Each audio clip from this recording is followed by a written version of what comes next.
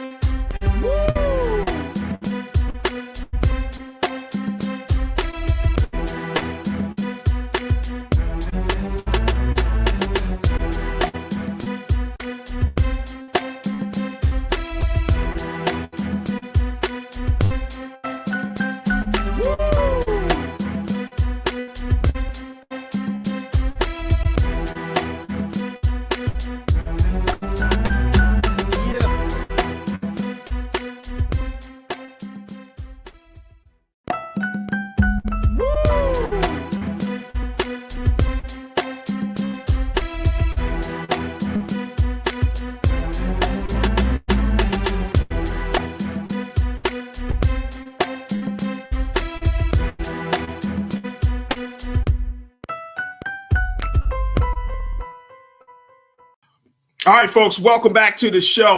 Got my man Rashad Staten, who is an entrepreneur, nonprofit leader, and community activist. Rashad, good to see you, brother. How are you, sir? Hey, peace and blessings, brother. Always wonderful, man. Happy for the culture. Happy Thriving Thursday. Happy Thriving Thursday. All right, Rashad, I wanted to have a discussion with you about something that Taraji P. Henson had alluded to. And we're asking the big question, and folks, some of you might be already pondering this, but I think this is a good question. Is moving out of the U.S. the best option for Black people? Here's what Taraji P. Henson put out. Look at her face. I like the picture they have of her. She says she's moving out the U.S., but Ariel, let's post her comment, her quote. She said, "I'm really considering getting up out of here, leaving and living in another country. That's something that comes with 50. You get tired of fighting. I'm tired. There's something that happens when you turn 50 where all of your fucks are behind you. I've accomplished a lot, and I'm going to do what I want to do."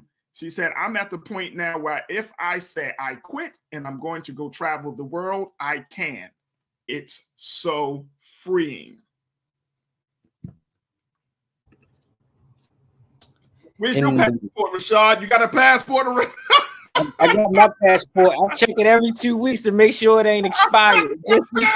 No, but real talk, bro. Like, can we talk about the fact? Now, look, I've heard, and some of you, I've heard so many people, Black people. I remember when Trump first got in office, was running for president. People was like, "This dude gets in, I'm leaving the country." Remember that, Rashad? Everybody was talking about. They about to run up north to Canada. Canada's like, "Don't you bring that madness up here." Canada's like, no. But I heard a lot of people say that. So Trump got elected. He got out of office. Some folks are still here. But now, like, Taraji is putting it out there like, "Look, man, I'm 50. Like, how much fighting do you supposed to do in your life?" What's your take on that, bro? Because I'm going to be honest. I got mixed feelings about it. But what's your take on it? You know what? I had to I felt that in my spirit. Like Country Wayne said, you got to let that sizzle in your spirit. Like, I felt where his sister was coming from, right? And I don't know where I'm at in my life that I might feel that way, but I think she has the means. I think she's at that age of living and have a lived experience in that space of just wanting to be free, right? And I'm sure that she can experience that here, but it will require some level of disconnect. But maybe she just wants something new, and if that's the case, why not do it? But my only reluctance and hesitation towards that whole comment is there any place in this world that's much safer for us to be people, right? We think about what happened in the Ukraine and things of that sort. As African people of the diaspora, we see they were the ones that were stopped from even leaving that country, right? We think about the our brothers and the sisters that are in the UK, and we learn of them in Great Britain and other works, and they talk about their lived experiences almost just as similar to ours, right? So it's like, in what place do we have a safe haven, right? Where's that haven at? Then the other part is like, I can't. I want to ask her more. I want to learn more. Like, I'm wondering, where is she considering? Is she considering the continent? Is she considering where we are as a people, right? So that's my place. Like, I can't disagree with her. I'm not opposing to it, because I think everybody should have that level of accessibility to just up and go, right? But I would love for her to experience that back on our homeland, right? And see, here's the other thing, and that's why I said I have mixed feelings about it.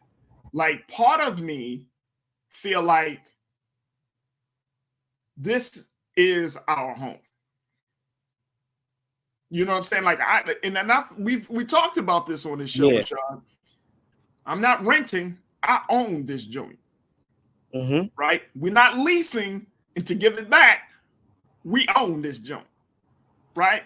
So you know what I mean? Like just as much as we claim Africa, I think we should claim America, because we built this joint. Our blood, sweat, and tears, right? So this could be an extension, for lack of a better word. This could be the winter home, and then we got the main home. But the point is, we own this property. I agree. I see, brother. I agree. Go back to like what you said with the Juneteenth. Is like the intentionality of using those colors. Like, don't erase us out of this history of this country, because we built this country. And see, look, what Taraji was kind of speaking to, which is, I understand, because you get to that place, right? I think we all get to that place. If you are a conscious individual in this day and time, and I think a lot of Black people are, I don't think, you know, it's easy for us to assume that Black people don't know what's going on. But I think a lot more Black people do know what's going on versus the numbers that don't, right? So if you are in this space, you do get tired.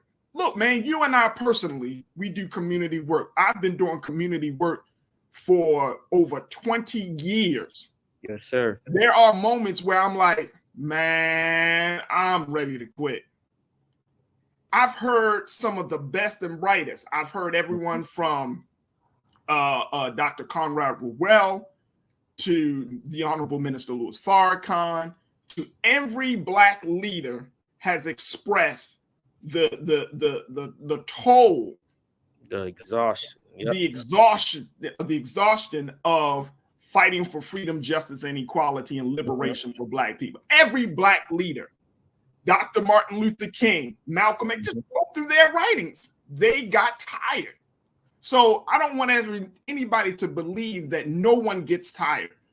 But for somewhere in each one of those great, not just men, but in the number of the heroes, they found something. They dug deep within themselves to figure out, we got to keep fighting. Because here's why. I believe that, one, they saw that this is our place, like America is ours.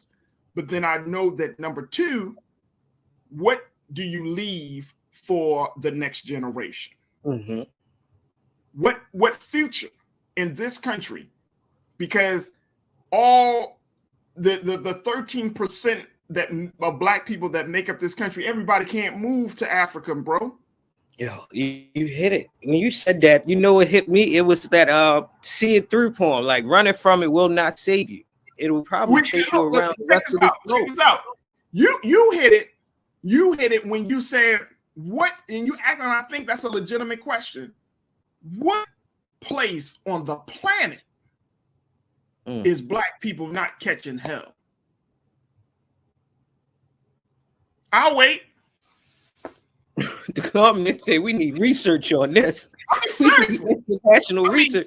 What inhabitable place on the planet is black people not catching hell?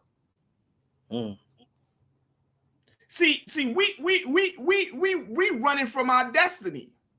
In the hell, and Rashad, trust me when I tell you this, because I'm learning so much about the divine in all of this, right? Because a lot of people don't seem to think that our struggle is actually a divine struggle.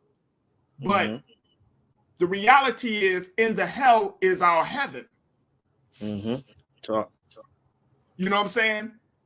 Like, I think J. Cole coined the phrase beautiful struggle, if I'm not mistaken. I think he was the one that said that. Talk about the beauty in the struggle. Yeah, yep. There is something to that. Like, we are struggling, but there's beauty in the struggle, because when you are being forged, I'm about to hit people with this, y'all. Y'all ready for this? When you are forged in the furnace of affliction, that's what the scriptures say, right? You are in the furnace of affliction. See, this is a different path. Every people have their own path. White people, Latino people, Asian people, every people have their own path to get to an ultimate destination.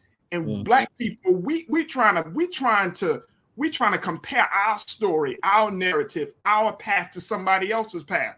We got to stop doing that. We are on a very special path in this country. Agree, 100%. Go ahead, bro. Because come on, man. No, I'm just curious. I like this whole idea. Like, it makes me, and I'm reading the comments, it's making me gauge this idea of, is there really research into this? I know some are actually identifying their safe havens and their spaces where they go for solitude, for balance, for restoration. We talked about it in plenty of times in the show of those that are in the Appalachians, the Black Appalachians. Like, can we go there without leaving this country, right?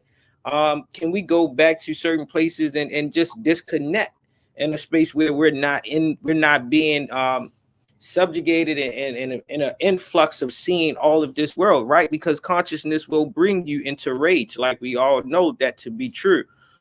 But I'm curious to it, like you said, where in one place can we pinpoint tranquility, peace, and balance for us to show up in our wholeness and justice?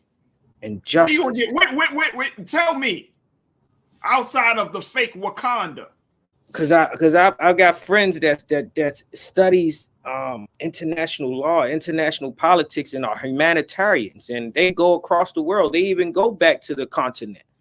And some of our realities over there is not beautiful, right? So I'm thinking, and then we know if you talk about, we go to other places of European countries, man, I can only assume that we're still being subjugated, we're still being oppressed, we're still being suppressed. So I think that plays a lot of part, but it's definitely it's a great thinking point. But I think we all need a place to escape at times, though. So I get that. No. Trust and believe. And and I think that even in Taraji's comments, she's talking about two different places. Because when I was reading it, I said, okay, she said, I want to move to a place and then vacation. Go on a vacation. Yeah, I caught the same thing. That's two different situations. The summer house, take a little break and then just travel the world. That's one thing. But to move to a place, that's a whole different state of being, right? Agreed. And like, again, not to say that if you go to the motherland, you go down to the islands, that you won't get some level of peace. But it's a different struggle for Black people. The struggle is still for our humanity. The struggle is still for justice and equality, right? You know what I'm saying? Like, you can go down to Jamaica and be like, man, Jamaica is beautiful. Beautiful. Sure. who goes to the Jamaica all the time. He said, "Man, it's beautiful." Same. But black people are in you know, they're not all living up in palaces down in Kingston. Right, because then we come with our American privilege to experience it in a different light than the natives there, right? So that's how I felt. Like I felt, you know, that space of privilege. That's it. It's not until I traveled out of the country that I understood and experienced my privilege as an American.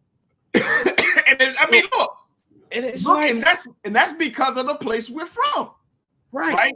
Now, look, Janine, I see you. I ain't paying Janine no attention because she's going to yell out Antarctica. Who is living in Antarctica, sis? People that live in Antarctica. For real. Nobody is packing up and be like, man, hey, at least the bears ain't biased. They don't see color. At least the penguins. At least the penguins ain't. Yeah, we made it that one. Nobody's moving to Antarctica, sis. Stop it.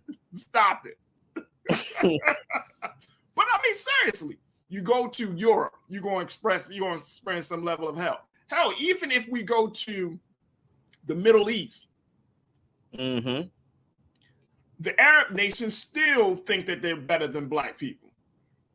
And there's a distinction. Yep. That's their own culture. Very few. And I'm saying you might have pockets, right? Like, for example, when in Libya, in other areas, you might have pockets where they're progressive enough to understand the value of black life. But the reality is, what are we running away from? Because see, here's the place that I'm in right now, Rashad. You might be in the same place, and some of you watching might be in the same place.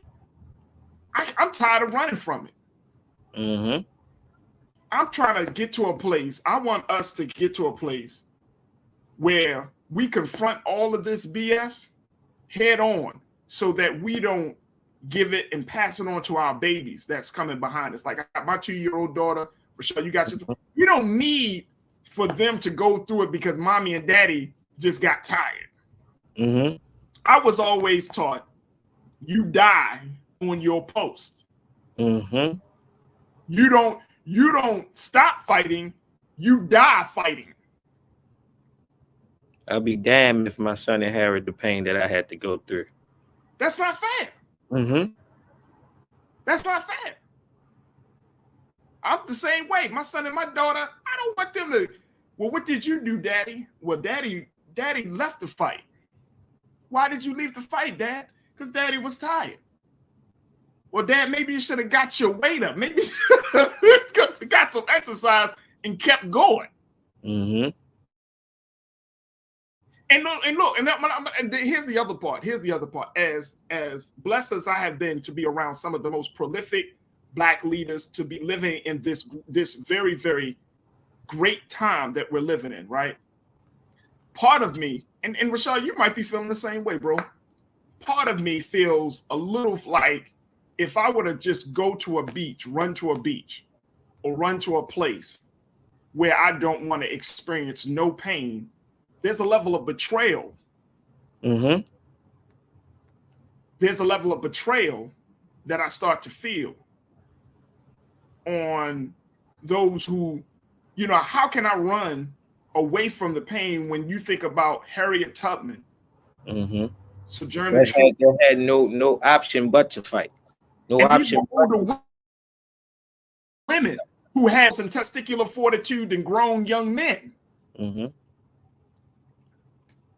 I wouldn't be able to live with it myself. Like, you know, there's one thing to go on that vacation. You know, you can, like, when you go on vacation, you have experiences, bro. Like, you go into a beach, say if you got a 4-day vacation or 5-day vacation. For the first 2 days, you love. It's all love. It's like, woo, I'm glad I had first 2 days. Then on the third day, you're like, all right, this is cool.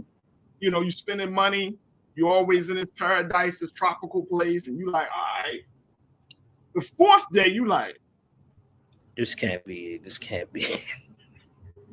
Like, yo, is this, like, I ain't, by 4.5 days in, you like, yo, I'm ready to go home. Yo, I'm ready to get back. You start checking your phone. You start connecting back a little bit. like, this is, life, and I think that's the other thing of life. Life is supposed to have ups and downs. It's supposed to have the joys and pains. Life is composed of struggle. So, you know, you can't just always have ease because it's unnatural. That's how I've been taught. Yeah. All right, let's go to some of the comments. Ariel, let's bring them up. All right. Chris V checked in.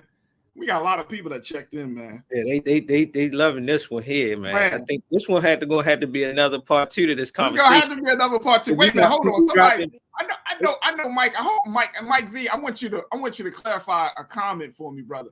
Because Mike said Faraji equal Killmonger from Black Panther. Killmonger is not an admirable character in Black Panther. I want y'all to stop that foolishness. Killmonger, if I die, Killmonger was killing his people.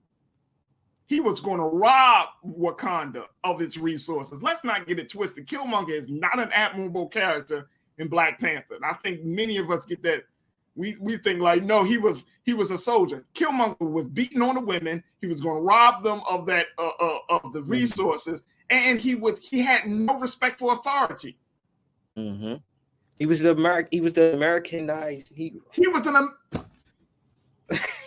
the American.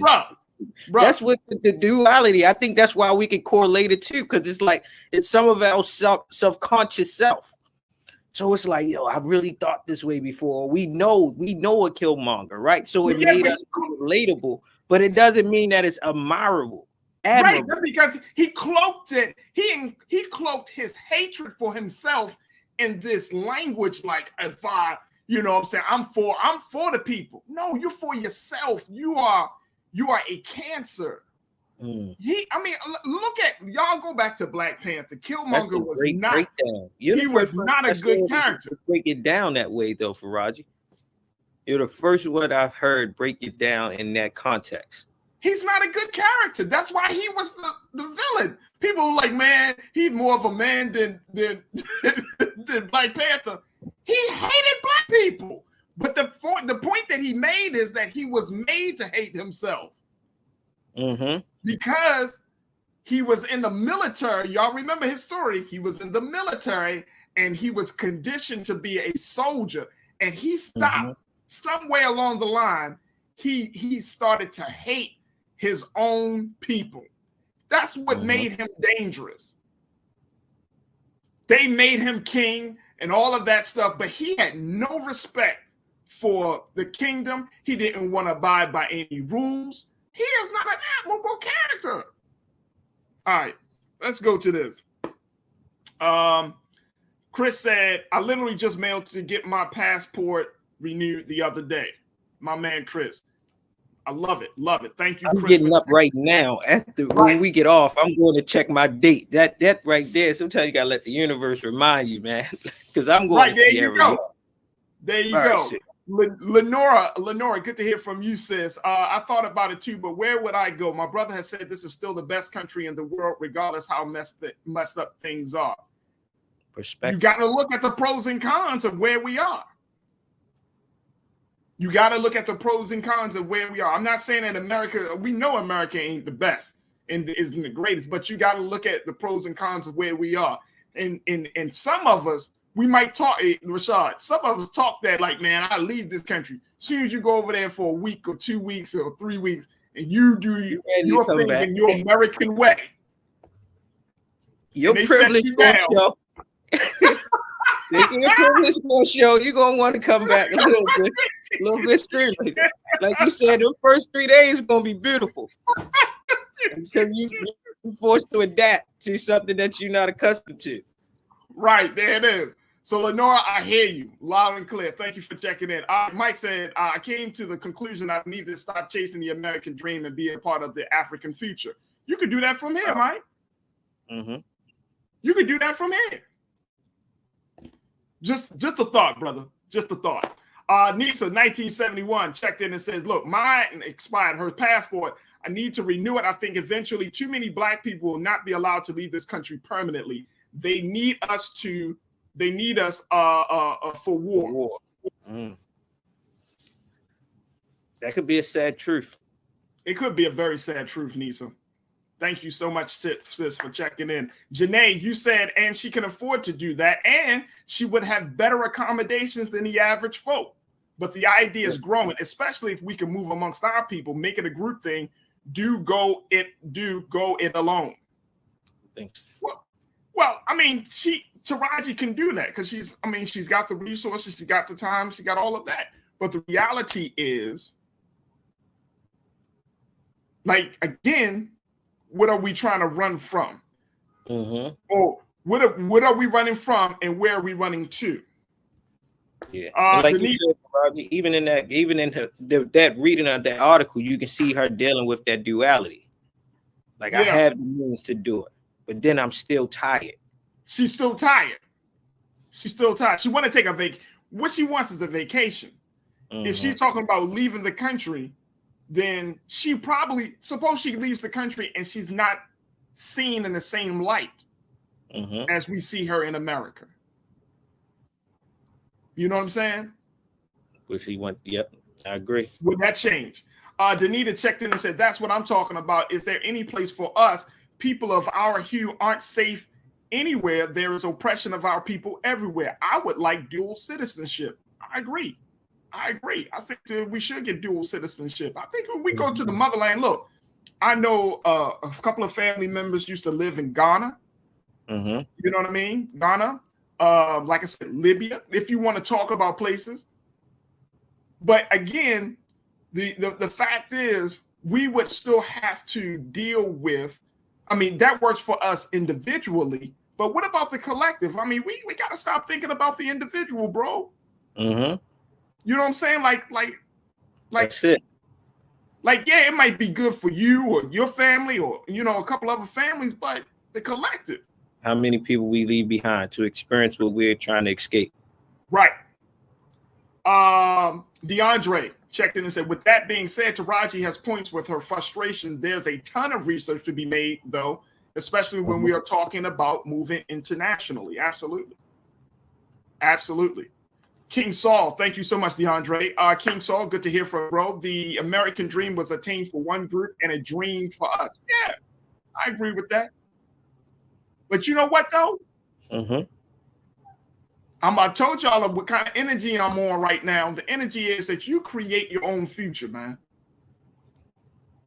That's the energy on. Black people always, regardless, we already know that we can take some shit. We already know that we're resilient. What's stopping us from creating our own future? Right? Regardless of where you are, you don't need to go to Africa. What's stopping us from? And I'm talking about seriously, folks. I know you might say, "Oh, Faraji, what about the laws? Faraji, what about the attitudes of racism? What about this? What about that?" I'm saying seriously, why can't you make a heaven for yourself right here on earth, wherever you are? Individually, we do it every day. We talk about the people who do it every day. We idolize the people who do it every day. Every day. Collectively, we can't do it every day. You create your own future, right, Zoe? Zoe, I see you. I got you. Zoe checked in and also said Taraji is in a place of power and privilege that most black families are not afforded. Immigrants fight to get here for a reason. The grass is always green on the other side. Yeah, before you make a move internationally, maybe you should visit them for a vacation real quick. And just see how the culture is, see how the people are, see how the whole situation is. Yeah. Chris V said, if Wakanda was real, it would be partly gentrified by now. Chris, go home, man. Stop, man. Turn off your device, man. Chris, turn off your device, sir. You gotta give it 20 years and then we can see it be gentrified. That's so serious. Turn off your device, Chris. Let me see here. Who else we got in here? Sonia Jenkins. Sonia, thank you so much for checking in. How can we claim America as ours when it was stolen from the indigenous people? We were kidnapped, for a lack of a better word, and brought here. That's true. But guess what? Didn't we give our blood, sweat, and tears to this country to build this country? Along with the indigenous folks. And along with the indigenous folks. Most people got to study. We are some of those same indigenous folk.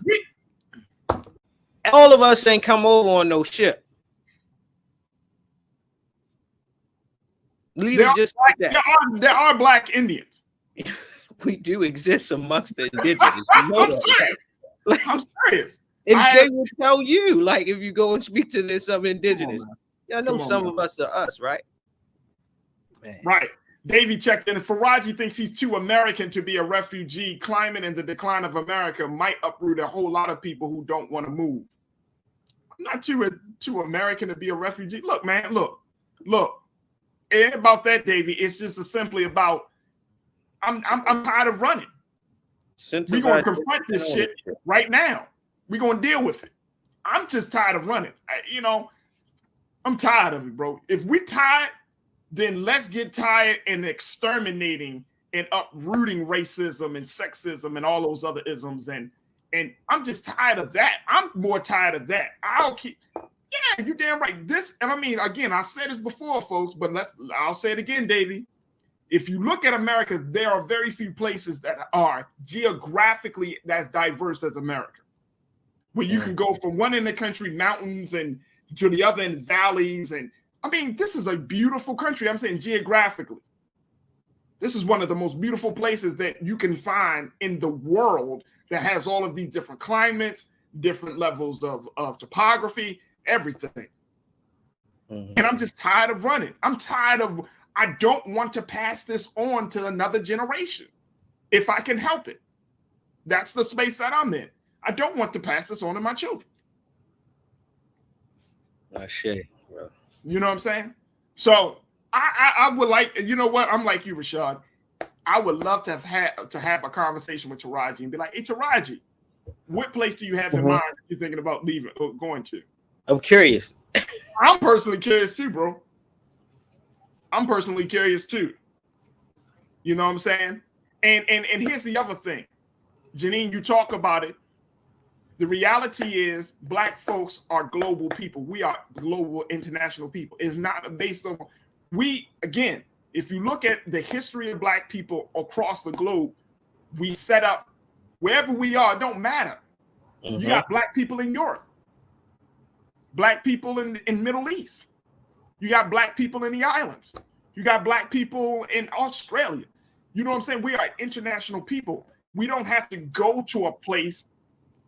No. Nope. We can visit. That's my view. We can certainly visit. But nah, bro. This is my home. When people ask me, are you an American? Rashad, what do you say? Yes. I don't know where that. I don't know how else. I don't be like, man, I'm from nowhere. I'm from the darkness. I am all that I am. Sure, my lineage connects me to elsewhere, but for my lived knowledge and lived experience, I'm American. I'm sorry, I don't know nothing else. I'm from Baltimore. I'm American, bro. I would say I'm Baltimore first, but I'm American. They might get scared That's of you. just a Baltimore mentality. They be in Africa. White. You be like, wow. And I've had plenty of folks come up to me randomly and say, "You're African. You look African." They say your demeanor, there's my facial structures, and I'm like, I'm sure it is, but sorry, out of my own understanding, my ignorance, I don't know. Enlighten me. No, because I was born in America. Now I can do ancestry, but at the end of the day, I was born in America. That's what it is. You know what I'm saying? Like that's what it is. Again, our people were here. Our people born here, died here, gave their lives for this. Why would I deny that part of my history and my culture? All right. My man Rashad, always good. You always bring these very I think I'm noticing that too. It's like the igniting of the fire. But I think one, like in the closing, Faraji is like one. I think your understanding of your history, that even the dark parts of our history you're not shameful of. No. right? So even with that, you can stake claim in it. So it's like, yeah, I can claim me being American because one, I'm not shameful of even the dark parts because it still made me who I am. But I'm knowledgeable enough to not be a fool to how it has not always treated me and my people fairly either. Right. I'm not an ignorant, prideful American. Right. Right. I mean, I think you're absolutely correct. I'm not. Look, I think there's a little bit of identity crisis when you start to get into all of the other stuff. Mm-hmm. Like the reality is, let's start there. I was born in America. I am too American. You know what I'm saying? But that doesn't necessarily mean that I think a certain way. Right. You know what I mean? But yeah, this is it. There is something about the children of former slaves coming up in this place that they were made enslaved and becoming masters. That's a very compelling story.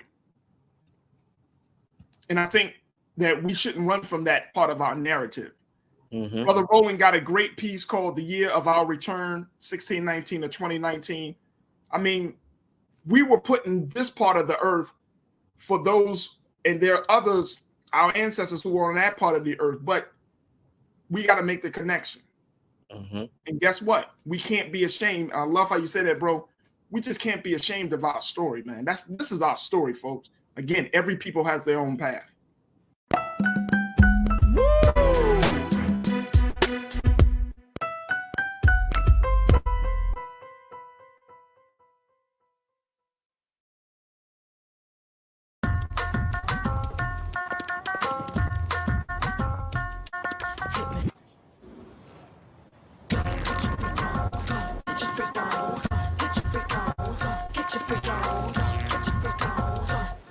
Verizon just gave us all a brand new iPhone 13. We've been customers for years. We got iPhone 13s too. Switched 2 minutes ago, literally right before this. iPhone 13 on us on any unlimited plan for every customer, with plans starting at just $35. All on the network more people rely on.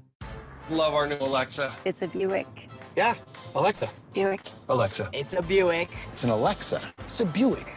It's an Alexa. Coach, that's a Buick. That's an Alexa. The Buick Enclave with available Alexa built-in. Pull up a chair, take your seat. The Black Tape with me, Dr. Greg Carr, here on the Black Star Network. Every week, we'll take a deeper dive into the world we're living in. Join the conversation only on the Black Star Network. I'm Deborah Owens, America's Wealth Coach, and my new show, Get Wealthy, focuses on the things that your financial advisor and bank isn't telling you, but you absolutely need to know. So watch Get Wealthy on the Black Star Network.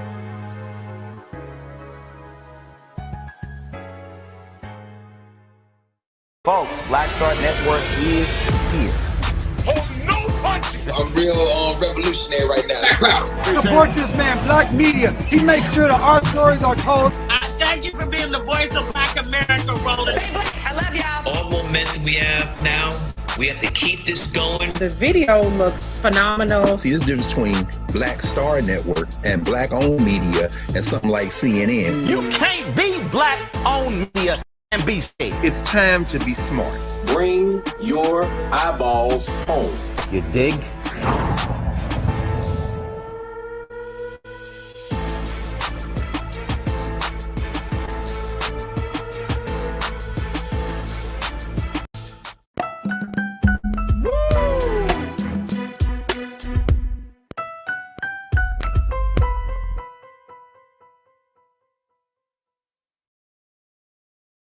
So as you may have known, that on the 24th of June, Roe versus Wade was repealed by the Supreme Court.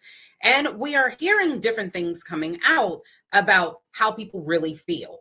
Now, Trump went on a rally the other day taking credit for, one, putting 3 Supreme Court justices on the Supreme Court, therefore leading to the overture of the Roe versus Wade. Now, he did have Representative Mary Miller, who's a representative in Illinois, who said that Roe versus Wade, the repeal of it, is a victory for white life, which is a little jarring for most of us people in the country who aren't white. And it sounded a little bit off coming from an actual sitting representative. And today we're going to talk about that. And I have my friend, Mr. Royce the Voice, Royce Massengale. He is the host of Royce's Rant, who will be with us today, who will be discussing all of these topics and more. I want to bring Royce into this conversation to talk about exactly what's going on with Roe versus Wade. And is this really a victory for white life? How you doing? Hey, Royce, how are you? Welcome to the the culture. I'm doing well. So I wanted to talk to you, as you know, that we have had Roe versus Wade to protect us for nearly 50 years. Right. And because of the overture of Roe versus Wade, we're seeing states that as of June 24th, it is illegal to get an abortion. Is this a dog whistle for white women and white men trying to control their bodies?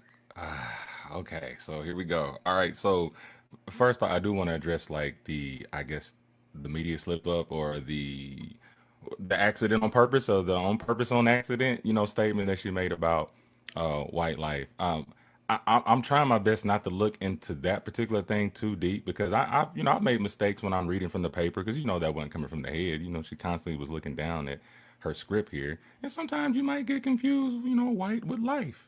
But I don't think that's the real issue here. You know what I'm saying? Because when you think about it, when it comes to this Roe v. Wade, and we're talking about these abortions and making them illegal, there's a high percentage of black women that are getting these abortions at a higher percentage. Most of them are not for medical reasons or for any other lower percentage situations. A lot of these reasons that these women are getting these abortions, roughly close to 60%, is really just because, to me, I'm gonna add my opinion into it, irresponsible decisions when it comes to sex.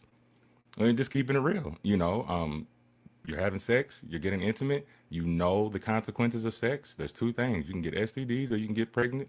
Anything else could happen. But a lot of people seem to leave out the irresponsible behavior due to pregnancy. And they say, I wasn't ready for it. It was unplanned. So I'm just going to kill the baby. Like, that's not fair to me.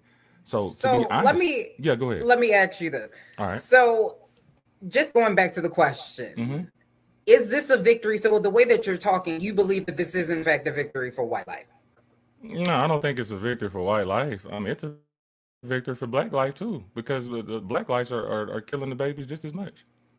So you are definitely pro-life is what you're saying. I'm pro-life. But see, at the same time, I'm pro-choice too, because God gave us free will before any law of the land.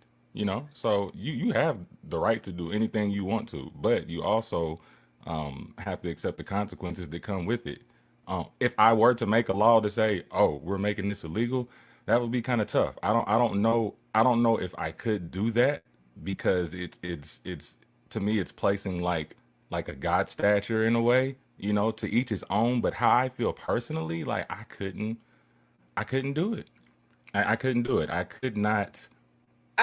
I'm gonna respect your opinion, but as the only woman on the panel, I definitely have to make sure that we are being very, very clear about this. The Supreme Court is now coming in telling people what they can and cannot do with their bodies and their sexual health. And when we're looking at what Mary Miller said as a victory of white life, that sounds like something you would hear at a KKK rally. It sounds like something a grand wizard would say. Now, I think we have the quote from her people who are actually saying that this was an accident. This was a slip up. This was not intentional. Do we have that quote from her representatives? So here's what they're saying that she meant to say. They're saying to suggest that she is somehow not committed to defending all life is disgusting. She has the most pro-life voting record in Congress and is the proud grandmother of 2 beautiful grandchildren with Down syndrome. Now, this doesn't make any sense to me, given the fact that this is talking about Down syndrome and disabilities and not necessarily her addressing her saying white life. Do you believe that this may be something that subliminally came out for her? I mean, hey, if maybe there was a glitch. Maybe we never really know. Like let's deal with the obvious here. Like something that we can really prove. What we can't prove is if she meant that or not. It could easily be narrated as, oh, that's a slip up. I meant to say right instead of white. I've said that before too, reading certain things. We don't know for sure, and I think that's the wrong focus though, because they say this is this giant leap for white life, right? Okay, we're saving the babies. But let's not forget that we're also saving black babies too. Like we're leaving that black part out of it. Like this could be a win for black women. You know what I'm saying? A win for our black children.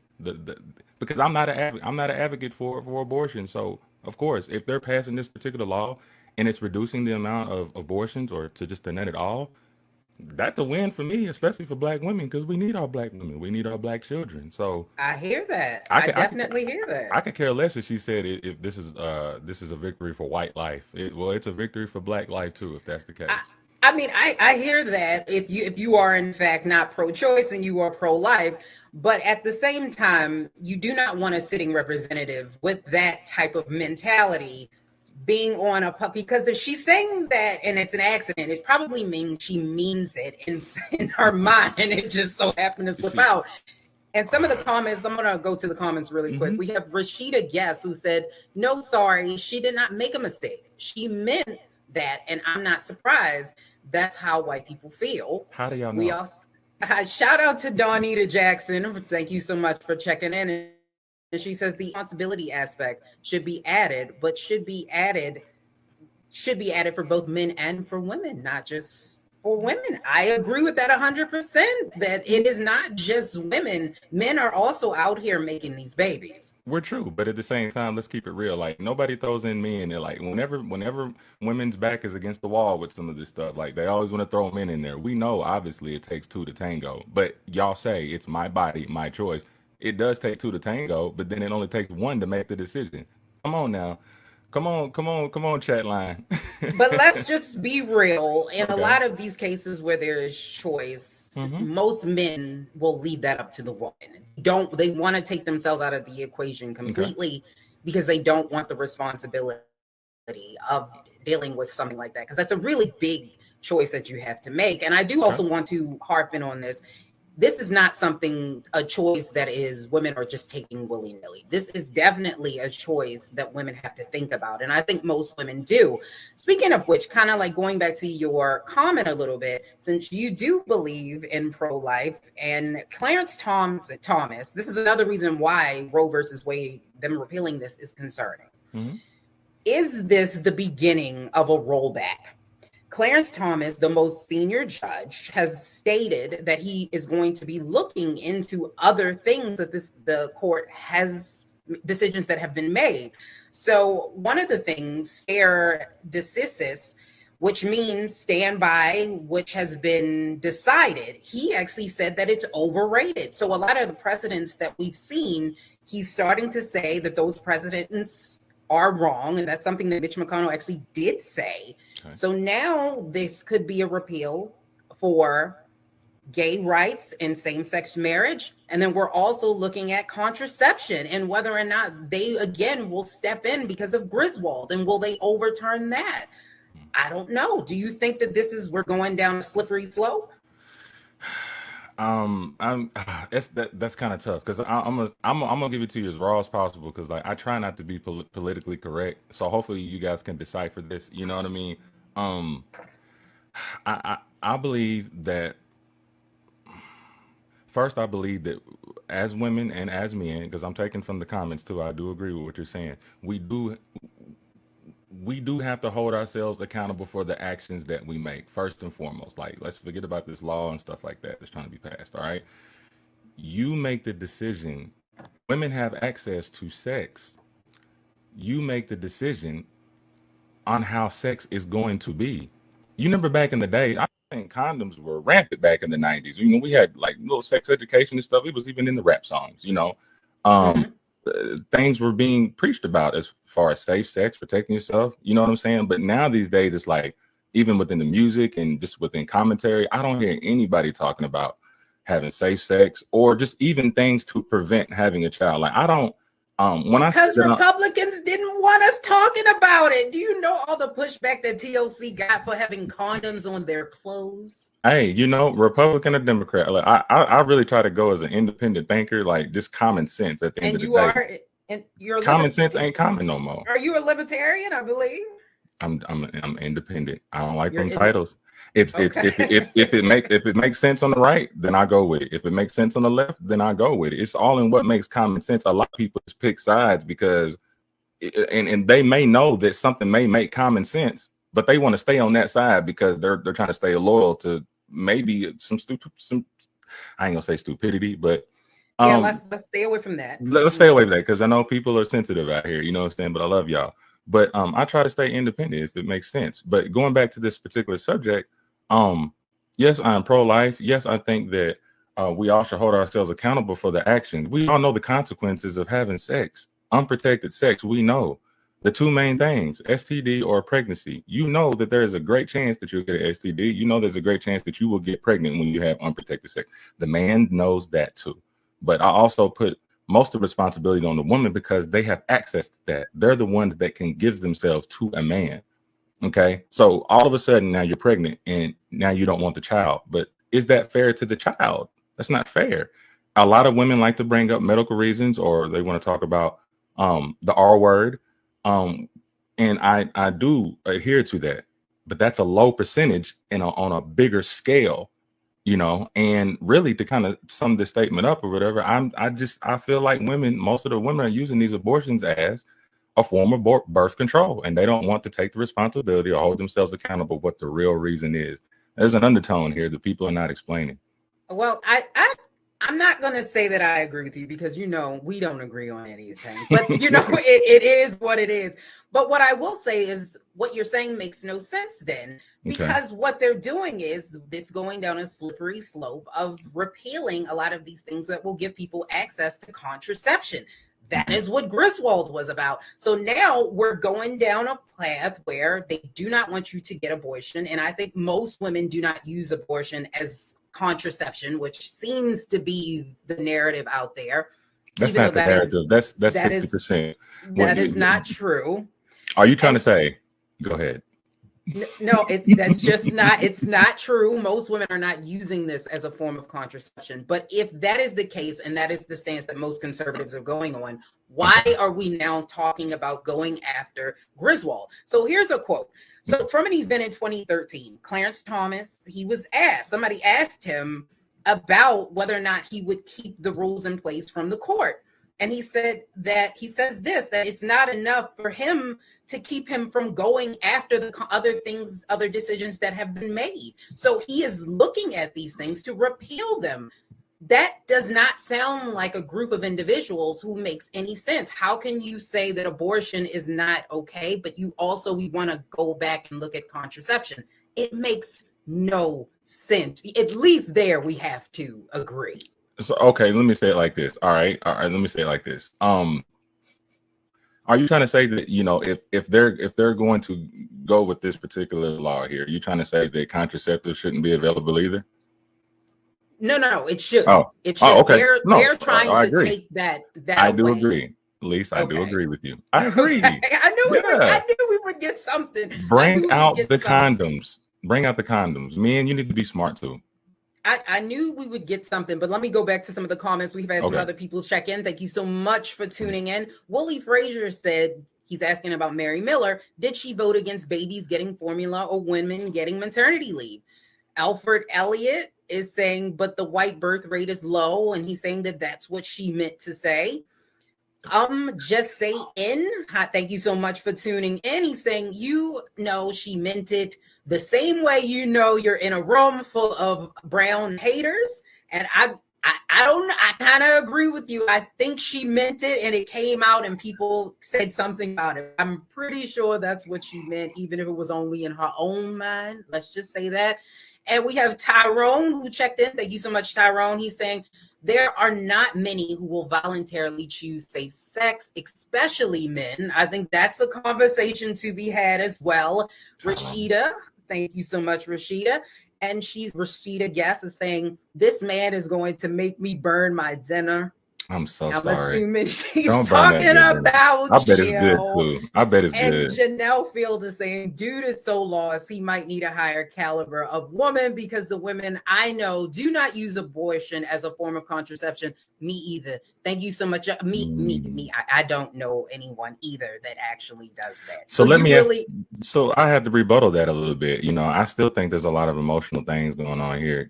Just to be, what are okay? So let me give me what I want people to tell me. What would be the main reason? A main reason for an abortion? Because I mean, you're fighting for that so hard. Is it just about control of your body, or is this about abortion? Like nobody's being real with that situation. We're acting like that women don't get abortions because they're not ready for the baby, or they don't feel like they're suitable for it. Like they don't hold it up for adoption or anything like that. They just kill them. They kill the child. Yeah, it is your body, your choice, but like you made the decision to have unprotected sex and now you're pregnant and you're trying to say, I want an abortion. I'm just saying, you're trying to say that's not one of the main reasons. Like, what are the other higher percentage reasons to get an abortion? Because I've been through IVF too. I will say this, that the majority is because the woman does not want to have a child at that point. Boom. That's my point. I will say that, but I will That's all I'm also say saying. that the majority of women are not out here using abortion as contraception because mentally, physically, it is not an easy thing to do. What I'm saying is they're doing that more than what they're doing more for that reason than any other reason is what I'm saying. Like, all the other reasons are at a low percentage. So even what you just said, your first answer was, I do agree. There are women out there who say, okay, they're doing it because they weren't ready. Well, why didn't you think about that before you had unprotected sex? That's what I'm really talking about. Nobody's admitting that. Right. I agree that there are some people that can be irresponsible. I think the most people or most women that get abortions are not, but there are some people that can be irresponsible. Mm-hmm. Now, what I will say is this. It is up to a woman in order to make that choice, and it should not be the government's choice to tell me whether or not this is what I can and cannot do with my body. And like I said, agree. This also goes down to this fact as well, that if you start to do this, you start to tell people what they can and cannot do. Again, like I said, when you're looking at these cases that would or potentially could be overturned, you have Griswold versus Connecticut, which basically gave the Constitution of the United States protected the liberty of married couples to buy contraception. So in the government at this point, before that time, could restrict that. And there actually was a law on the books that did just that. So I'd rather women just say, y'all don't like using condoms. Is it women though? Like, so if men don't, men don't either. I'm throwing men in there, but like, it's just that it's the emphasis right now is so much on women and my body, my choice. So I'm really trying to be specific to women. I understand. Here's another thing.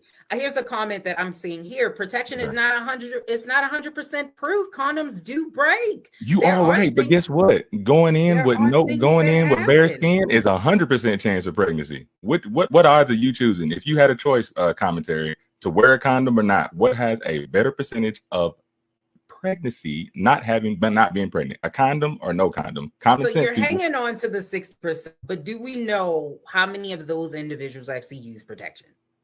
It's obvious to know who don't use protection when they get pregnant. It's not though. That's obvious. Not though. But we're getting down a rabbit hole. Let's Somebody bring it back in the condom. We're going down a rabbit hole. So right. Do you feel like this is actually going to lead to other things? Since Clarence Thomas said now they are going to start to look at these other cases and decisions that have been made, and that this does not protect you anymore. Like if decisions have been made and they're used as precedent, it is not a protection anymore. And now they can go back and look at these other laws and these other things that are on the books. Do you think that this is an opening? I have to agree and say that there'll be a nice little crack in the door for some things to start, opening up. I do agree with that at the end. I do agree with that. I really do. But also at the same time, I want to hold us as people, the people who have the power of the people. We need to hold ourselves accountable and be responsible for some of these things, though. At the same time. All right, we can't allow the government responsible for gay marriage, because that's something. Are you going to talk about gay marriage? Yeah, this is what I mean. These are We some of the can- things that are coming down the pipeway. They're going to maybe reversing Griswold versus Connecticut, Lawrence versus Texas, which basically gives gay rights, or it makes it legal to be able to have same-sex partner sexual encounters. And then Oberfeld versus Hodges, which gives the right for legalized same-sex marriage. Are we walking down a pathway now that they can go back? The Supreme Court is looking at these other precedents. There's gonna be a little crack, but I'm gonna tell you that they're not gonna touch the LGBTQ. They're not gonna mess with that. They're not gonna mess with that. I don't know. Look how hard they really tried. Look how hard they've been fighting just to get to where they're at now. You think really they're gonna just reverse all that too? I honestly do. I think that this is something, because Clarence Thomas said it, and he mentioned these by name, that these are some of the precedents that they're going to go back and It'll look be interesting into. to see. It'll be interesting to see. Like I'm looking forward to see the in this next year or two, like what's going to unfold from this particular situation. Now, correct me if I'm wrong. Is this, when this Roe v. Wade, is this a federalized thing, or is it just up to each state? I thought it was up to each state. This is federal. So if the states So it's decide, federalized? yeah, so this is federal protection. So basically what Roe versus Wade, or what it did, was it gave the protections for it to be legal in all states. So if you had an abortion up until the 24th of June, you would still be protected. Now you are seeing, because it's not federally protected, the states are coming in saying that some states are saying it's okay here in certain circumstances, even in the military. What they're saying is they will still provide abortions for health reasons. So that's what it is. Got you. So that that's narrows why down you to can one still thing for me. cross state lines. You can still cross state lines and get an abortion. As of a matter of fact, in some states, they're saying that in Idaho, Mississippi, North Dakota, Wyoming, what they're saying is that it may be hard to find a doctor that actually would perform an abortion. And they're saying that it's best to cross state lines, even though it is still legal there to get an abortion in the case of rape and incest, but it would be hard to find a doctor to do that. And I will say this, but for people that want to debate back and forth, listen, at the end of the day, who you voting for? It all comes down to your vote, all the way down to your state, to your local people. Who'd y'all put in office? You know what I'm saying? It's especially on the state, and we're talking about state and we're talking about locally. Who did y'all put in office? Because this is where we are right now. Who'd you put in office? It is all about your state, but I think sometimes if you are born into, because most people don't move out of the states that they were born into, and if you're born into a state that's a little bit more conservative and you just so happen to be a liberal, you might be in a really, really tight spot.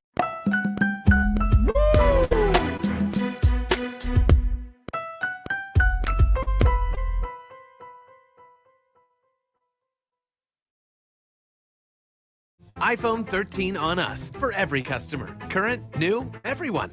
To show the love. Don't you think it's time to get wealthy?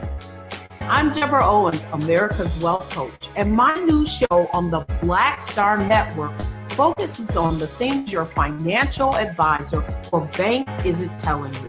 So watch Get Wealthy on the Black Star Network.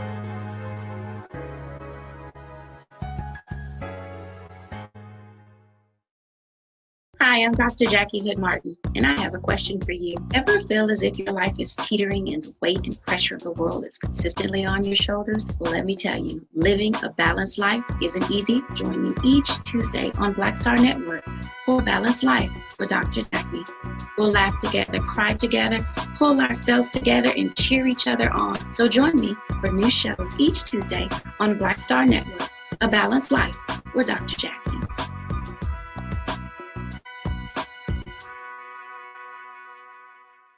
Pull up a chair, take your seat. The Black Tape with me, Dr. Greg Carr, here on the Black Star Network. Every week, we'll take a deeper dive into the world we're living in. Join the conversation only on the Black Star Network. How about sushi? I just had sushi for lunch yesterday. How about tacos? Automatic emergency braking, one of 6 advanced safety features standard on every 2022 Chevy Equinox. Find new technology, find new roads, Chevrolet.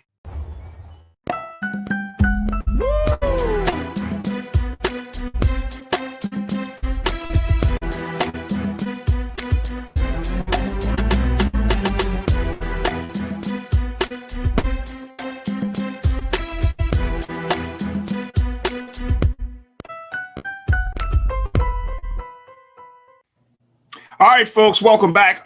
Let's talk about something that I think people are now starting to really consider to be an idea. We've been, of course, talking about the issue of guns in this country as it relates to mass shootings and shootings in the Black community in particular, but we know that guns are a problem. And one of the big recommendations outside of red flags and background checks, allow more Black people to have guns and watch gun control. Well, you know, you've heard it from my two guests, Hassan Giordano, as well as Davon Love from Leaders of a Beautiful Struggle.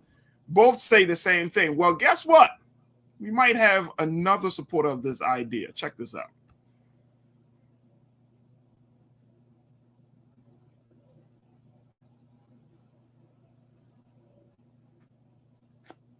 All right, look like we're going to pull up this.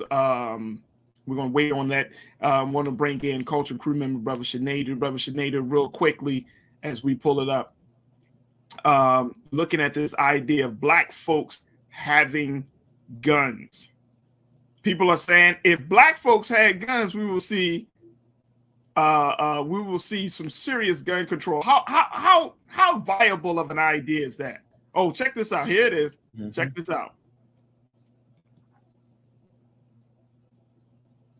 It looks like we got to get some sound on this.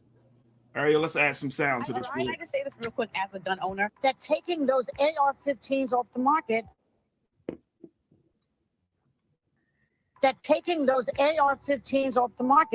is a no starter. I mean, it's all about the guns, right? I just say this real quick as a gun owner. There are people in this country that genuinely own guns and just do so for the same reason that we all sit up. An AR-15? No, let me tell you.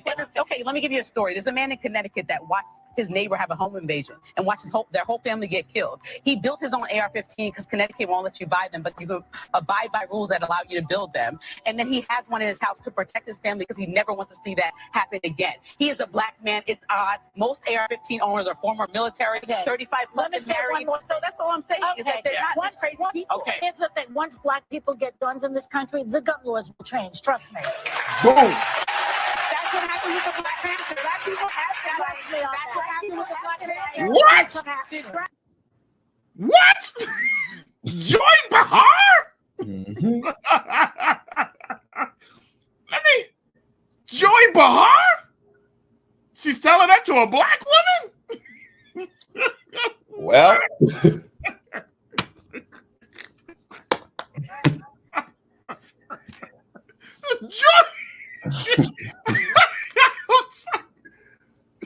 Bro, I can't. I'm floored by that one. Joy Behar is talking to a Black woman gun owner that wants Black people like, and it looked like it just threw the sister way off, man. It looked like she was like, I wasn't expecting that. Joy was serious. Like, what's Black? What? Listen, this is what she said. Here's the thing. Once Black people get guns in this country, the gun laws will change. Trust me. Mm-hmm. We got some people that go, look, I know shit they do. My audience, everybody talking about owning a gun. What do you make of this very quickly, Sinead? Do? Is this the way to change the laws, gun laws in this country? Black people owning some guns? Absolutely, but I enjoyed the sample from Joy Behar, but I enjoyed originally when I heard Dave Chappelle say that on one of his Netflix specials, because see, the thing is, it's getting a lot of talk now because it's a white woman, but it's been said a million times. Joy is correct. Joy is correct, just as everybody else has been correct. We absolutely know that because because it's about race. Race is what it's all about. Because I bet you, if all them Black people were there at January 6th, Rio wouldn't call it a dust up. He would have called it a riot, and we would have called it a massacre because we know what it is to be Black in this country. She's right. And Sonny, they happened to cut her off, but Sonny Holston was saying Black Panthers because yes, that was the perfect example. That was the case study. I hate when people say prove it. It's been proven. That was the case study. That was a big case study. That is a big case study. Yep. But we also, real quick, Faraji, this is the funny thing I love about this country. We love to have discussions of things that we know this stuff. We know that would be the case. We know it. And I would hope, I would wish, I would love for Black people to come together and just say, you know what?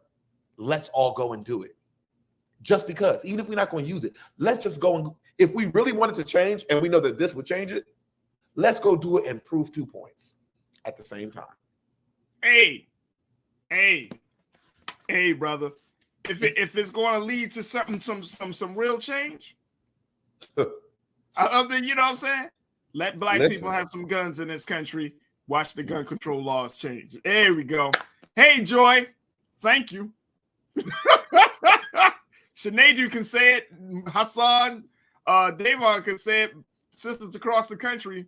It was just the fact that she kind of like G-checked the sister a little bit, like, or this issue. And it's like, sis. And the sister looked like she was like, whoa, okay.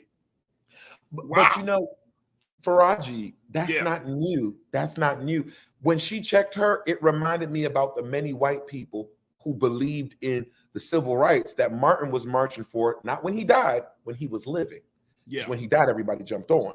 But when he was living, there was a lot of brave white people who jumped on and were trying to convince black people that we got to stand by this. And I'm glad she checked her on national TV. And it's not to be funny, but partially it shows you privilege, because Joy is privileged to take this stance whenever she feels. And this is not to disrespect her, but this is just the reality of the situation. But it also is to put it in perspective that sometimes the enemy that we are fighting looks like us. I'm gonna leave on that note, Sinead. Thank you so much, brother.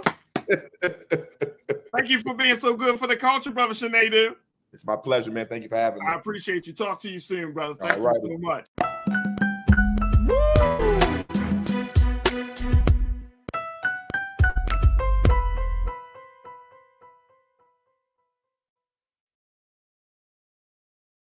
Love our new Alexa. It's a Buick. Yeah, Alexa. Buick. Alexa. It's a Buick. It's an Alexa. It's a Buick.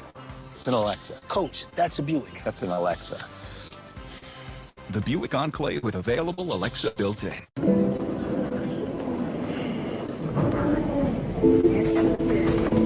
the window seat. These are the only bins that will accommodate larger roller doors.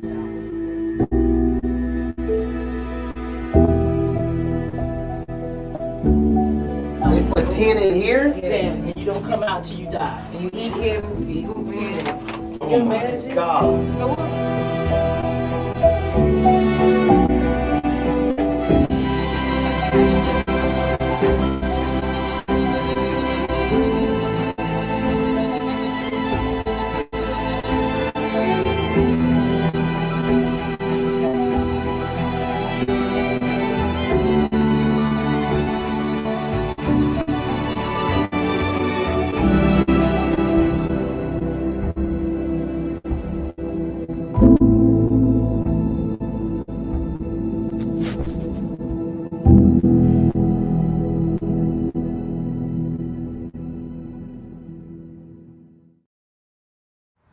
How about sushi? I just had sushi for lunch yesterday. How about tacos? Automatic emergency braking, one of 6 advanced safety features standard on every 2022 Chevy Equinox. Find new technology. Find new roads. Chevrolet.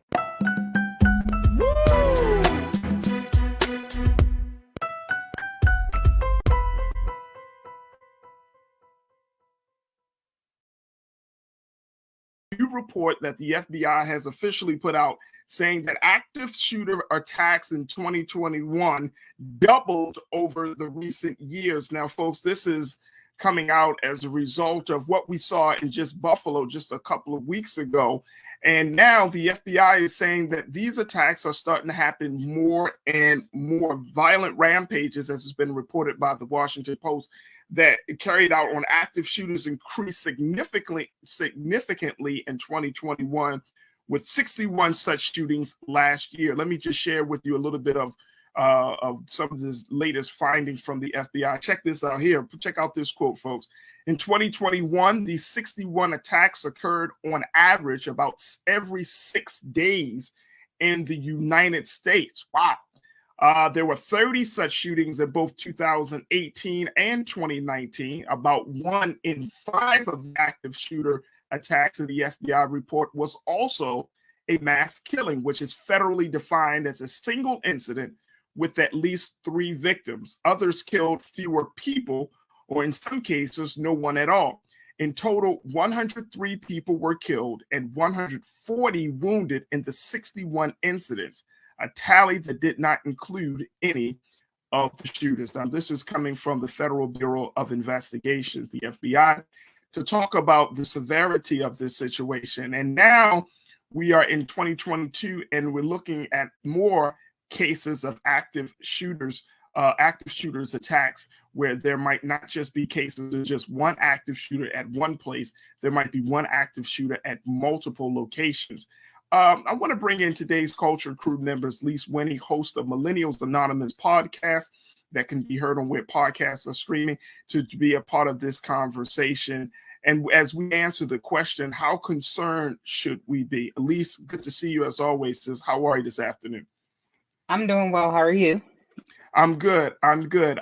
When we look at this situation about active shooters, this is, we're seeing numbers now, of course, from 2021. Of course, they haven't come out for 2022, but we're seeing that there is a rise in this. How concerned are you that this situation may be getting way out of hand, starting this year and moving forward? Yeah, I mean, when you look at gun violence just in general, especially in the United States, this tends to be a problem. Whereas, what in 2020 was like 45,000 gun deaths. I think in 2021 it was somewhere around there, where we have a problem not just with active shooters, but we have a problem with guns. Now, gun laws are the most difficult thing to get passed. It is something that Americans will always have some pushback and resistance to. And so I think that what we do need to do as a nation to try to at least get on the same page, because I am concerned. It seems like this is something that is happening more frequently. It appears that guns are becoming easier to get, even though that's not necessarily the case, but it appears that way. So we do need to start putting the laws that we do have on the books enforced, like the red flag law. There's no way, like I said last week, this racist zealot should have been able to get this gun. Like, there were things that didn't happen that should have been in place. So we need those types of gun laws, sensible gun laws that protect people from, themselves in a sense, so that they don't harm other people. Like, we have to make sure that we have something in place in order to protect the citizens of this country.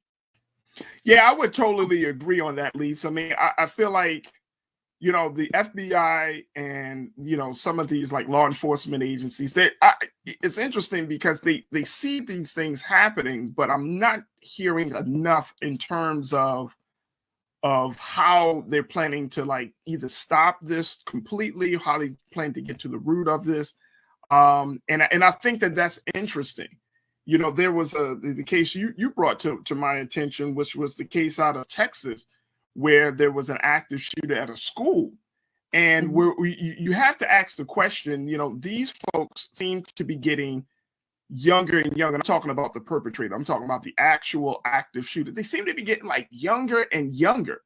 And I'm wondering, is that really, as much as we've been having this gun conversation, but if these active shooters are in middle school, if they're in high school, gun laws is, obviously they're getting the guns from either their parents or someone they're close to, or just these guns are in their home.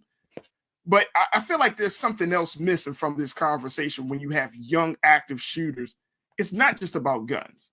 It's about this idea that I think that at the end of the day, Lise, the best way to handle a situation is to use the gun, is through violence.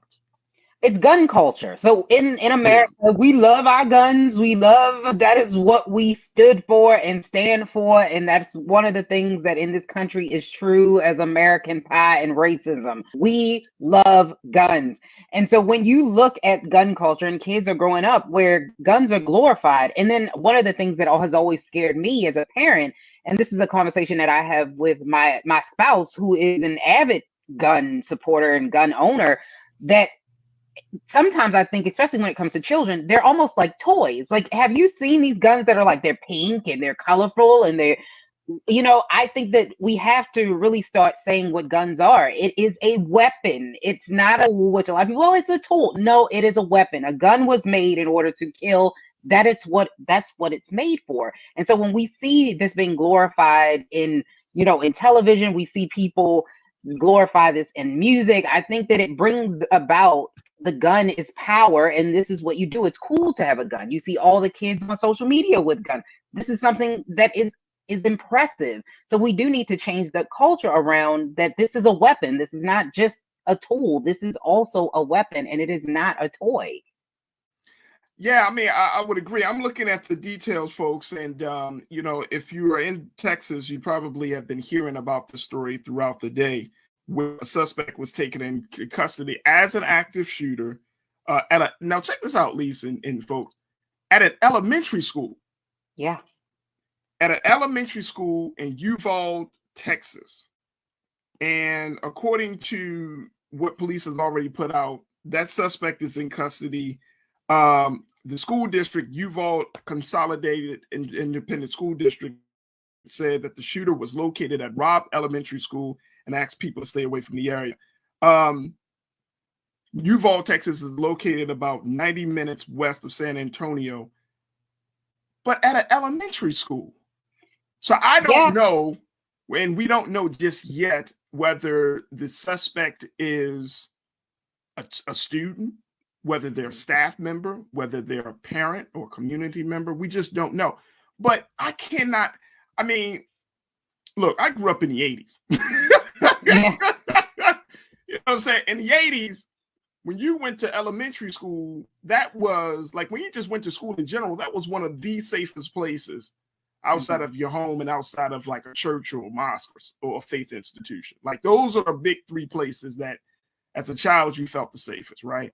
And to see that that situation has devolved into this space now where, I mean, it just seems unfathomable somebody would bring a gun to an elementary school. Like what would piss off someone so bad that they would have to bring, start shooting at an elementary school? The baby. So I think there's a conversation as much to your point about access and gun laws.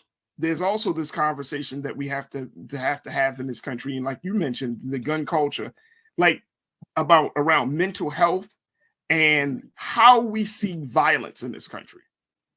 Because right now, at least, violence seems to be the only option instead of the last option.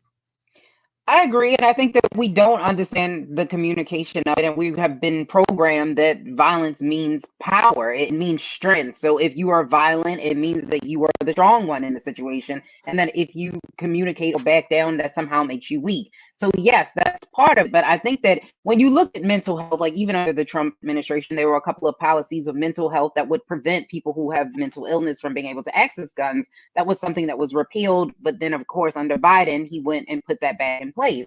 But we do need to strengthen those things because everyone who does these things does not have mental illness. So we do need to make sure that there are, like what happened in Buffalo. Of course, it hasn't necessarily come out. Not they said he had a mental illness, but it appeared this was more just racism, and he just did not like Black people more so than a mental illness, since he had plenty of time to think about what he was doing, and he did it anyway.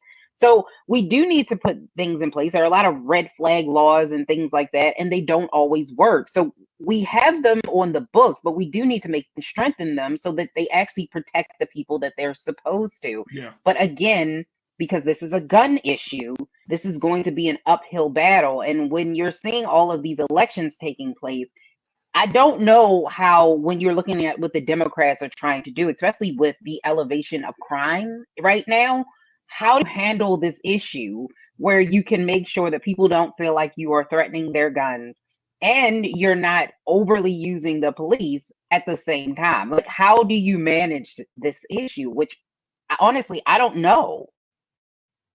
Yeah, I don't know either.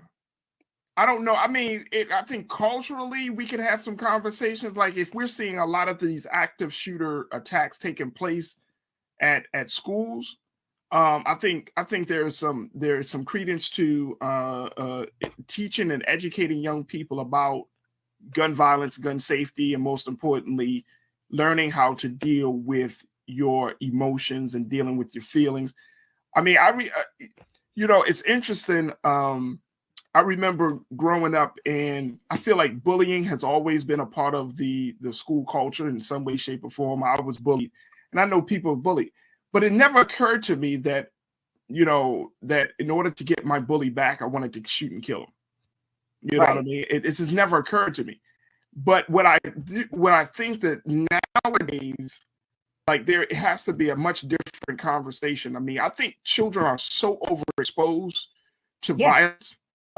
Children are exposed to adult situations so much that they start to think like, quote unquote, like adults in some cases, and they lose the ability to see themselves as children.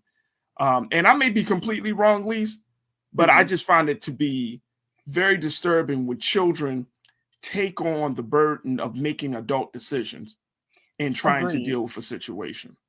Agree, but I think it also, not even just normalizing it on television, but even us as society. I mean, we do have to prepare our children for something like this to happen, but they have active shooter drills. This is something that they do every single year, and it's almost like it's expected. It's normal, and we normalize it in the way where it's like, no, this is not normal, and this shouldn't happen. You said you grew up in the 80s. I grew up in the 90s. I'm a 90s kid. I'm so sorry to hear that, Lise. I'm an 80s baby, but a 90s kid. But I grew up in the generation of Columbine. So to me and the people that are my age, we've been dealing with stuff like this for a while. And so it almost seems like, oh, this is something that is bound to happen at some point. So we do need to get to the root of the cause. And I think you brought up a good point that mental illness or mental health is a key portion of that, and that we shouldn't be trying to eliminate and neutralize the problem of a person that we have. And that's the first thing that we go to. So you're absolutely right. In America, we do need to sit down and have a serious heart-to-heart with us. Why do we all need a gun? Let's start there. Ask that. You know what? I think that's one of those questions. You said your husband is a gun enthusiast, a gun advocate. It would be interesting to hear why that is the case, right? Like, I don't know. Like, I get it, but I don't get it. You know what I mean? Because we already know that if you have a firearm in a household, there's a great responsibility attached to it, especially when you have children. So it is an interesting thing. And I know that what I've heard from other gun owners is, you always kind of expect the unexpected, you know what I mean? Expect for the worst. And it's like, yeah, but I don't know. Most people shoot themselves. I don't know what the line is. Like, are you expecting like a Walking Dead apocalypse? I don't know. You know what I'm saying? And I'm not trying to make fun of people. I'm just saying I don't understand. Like, when you're talking about like those high-powered rifles and AR-15s and semi-automatic weapons, and it's like that's not just a gun. You know what I mean? You plan to go to war. You know what I mean? So I'm like, I don't know. Let me go to some of my comments because folks are checking in, and folks should continue to post your comments on our Facebook and on our YouTube page. Let me kick it off with Christopher. Christopher said, for IG, these white supremacists have sleeper cells all over the USA. You're right. My idea, Christopher, is to crack down. You go to these governors on these states and you tell them to start cracking down on these white supremacist spaces. I don't think they will do it, but the fact is, if you want to show people that you're serious about shutting down some of the operations of these organizations. But yeah, I'm not doubting that, Christopher. Mike V. Mike said, but an active shooter is not the same as a terrorist attack. What happened in Buffalo was clear and concise. Well, it depends. At least you can jump in any time. I think it can be a terrorist situation, like what we see in here in Texas. That's a terrorist style, because you are imposing upon the safety of innocent people. Like, if you're wanting making a statement, it's hard to figure out like, oh, okay, no, that's not a terrorist attack. That's an active shooter attack. Right. I think they both contain elements of terror. I mean, who's going to shoot up an elementary school with children? That's terrifying. It truly is, but the difference really between the two is like the basis of it and why you're doing it. So I would say this: with the active shooter, the reason why we were talking about in the school in Texas, and at the time when they first announced in Buffalo that it was an active shooter, because they had a person who was actively shooting. So they didn't know whether or not this was a terrorist attack yet, because they didn't know the motive and they hadn't released that to us of who exactly, how many people it was. It was an internal thing. We didn't know what it was. So when they're using active shooter, most of the time when there's someone who's actively shooting, they start with that, and then it will go to, okay, this was a terrorist attack, or it will evolve. So right now, when we're talking about the active shooter in the school, again, we don't know. I think now it has subsided. You said they got him, right? Because I know this was happening Yeah, live. this is the suspect in custody. Okay, so now it's not an active shooter situation. No, so it's not an active shooter situation. But yeah, I mean, so that's I get it. Like the definition of both active shooter versus terrorist is not dissimilar, of course, in the eyes of the government. But right, you know, I think for the sake of this conversation, they're both terrifying events. Yes, they're both terrifying events. So for the sake of this conversation, it's like I don't know. It's still a problematic. Let me go back to these comments and try to get, make sure we hear as many people as possible. I want to go to Damon, my man, Damon Blissett. Damon said, ghost guns. We had a high school student use it at a school back in March. This was a black guy, a senior. Big issue. Big issue. It goes back to the whole accessibility and accountability of guns. Ghost guns, they can't be traced. They're just kind of out there. Some of them are made. I've seen those on that conversation play out. But I think, again, that goes to a situation, and unfortunately, it's like Damon saying, this person is a black student. It's not a situation where we can just actively say, oh, that's a white guy.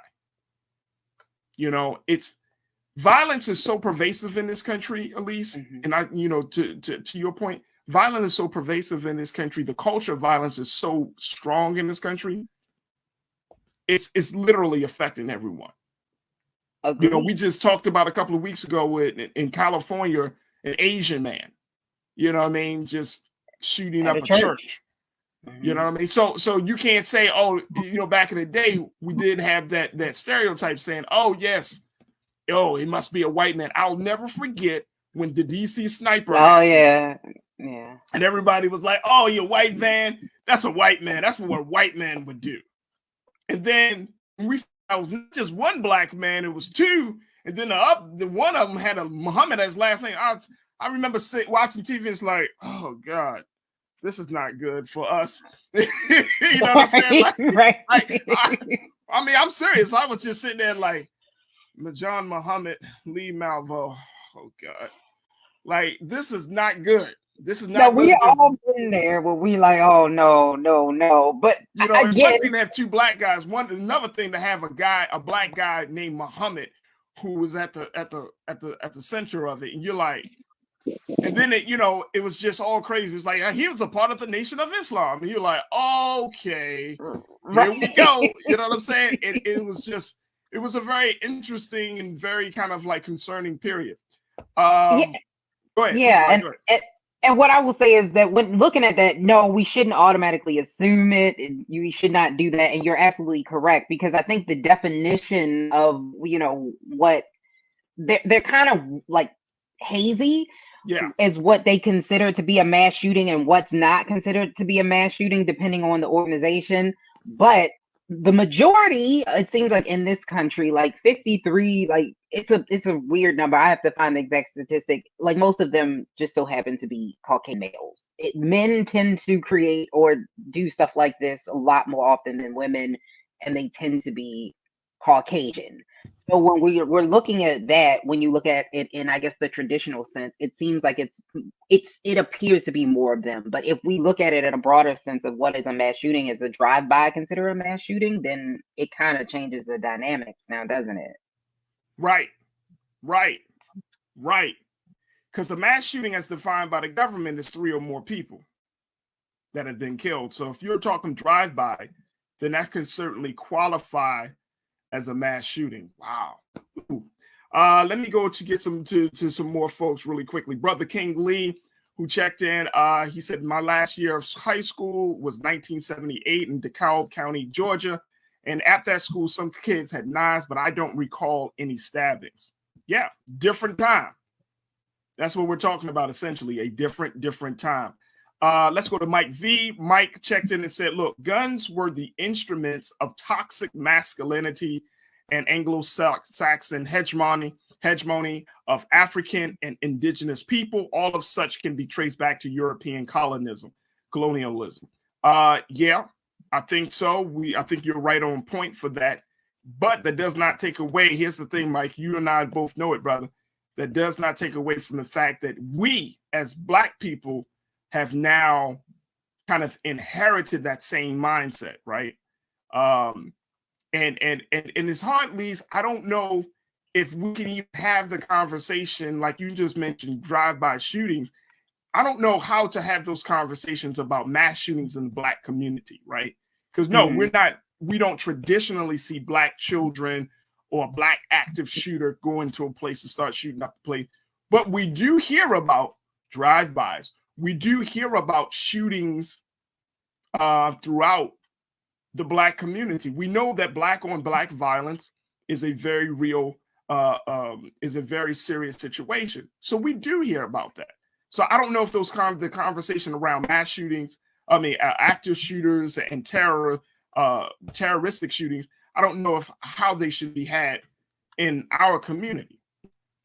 That's a great question, because when this all kind of started to unfold, I did start to see that narrative being played out where a lot of Black people were upset that they were saying stuff like, people were coming out and say, well, this is a mass shooting, we have a problem, and they were throwing drive-by shootings and things like that in the mix. And they were saying that it sounded like they didn't want it to just be a white guy thing.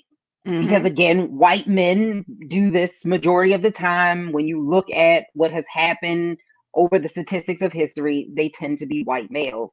So I know a lot of African American or Black people, we were a little bit like, okay, wait, don't throw us all in there. But to defend a drive-by shooting is insane a little bit. I'm not going to say that that's not considered a mass shooting, because it still causes the same level of damage to somebody's family and household and all the innocent people that are shot. So I think that we do need to sit down and have that conversation in our community. But I think you're right. I don't know if we're ready to openly have that type of conversation, or I don't think we're ready to have that yet. I don't know. I want us to have that conversation. We need to have conversations about gun violence in the Black community, right? Excuse me. But we also, we need to have it in a sense that if this continues to happen, and we can't have this conversation right now just for the sake of time, right? If we continue to see Black people shooting and killing other Black people in mass, the way we've been seeing in cities across this country, like Baltimore and in other places, then how do you think the government will start to prosecute these cases? Right.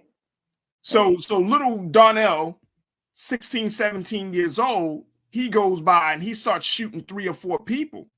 The government or some lawyers might say, well, you know what? Because of the pain that we have been experiencing in the Black community, we might be like, something has to be done. So we're telling our local attorney, state's attorney, hey, y'all need to do something. Y'all need to do something. And then the government responds with, okay, we'll do something.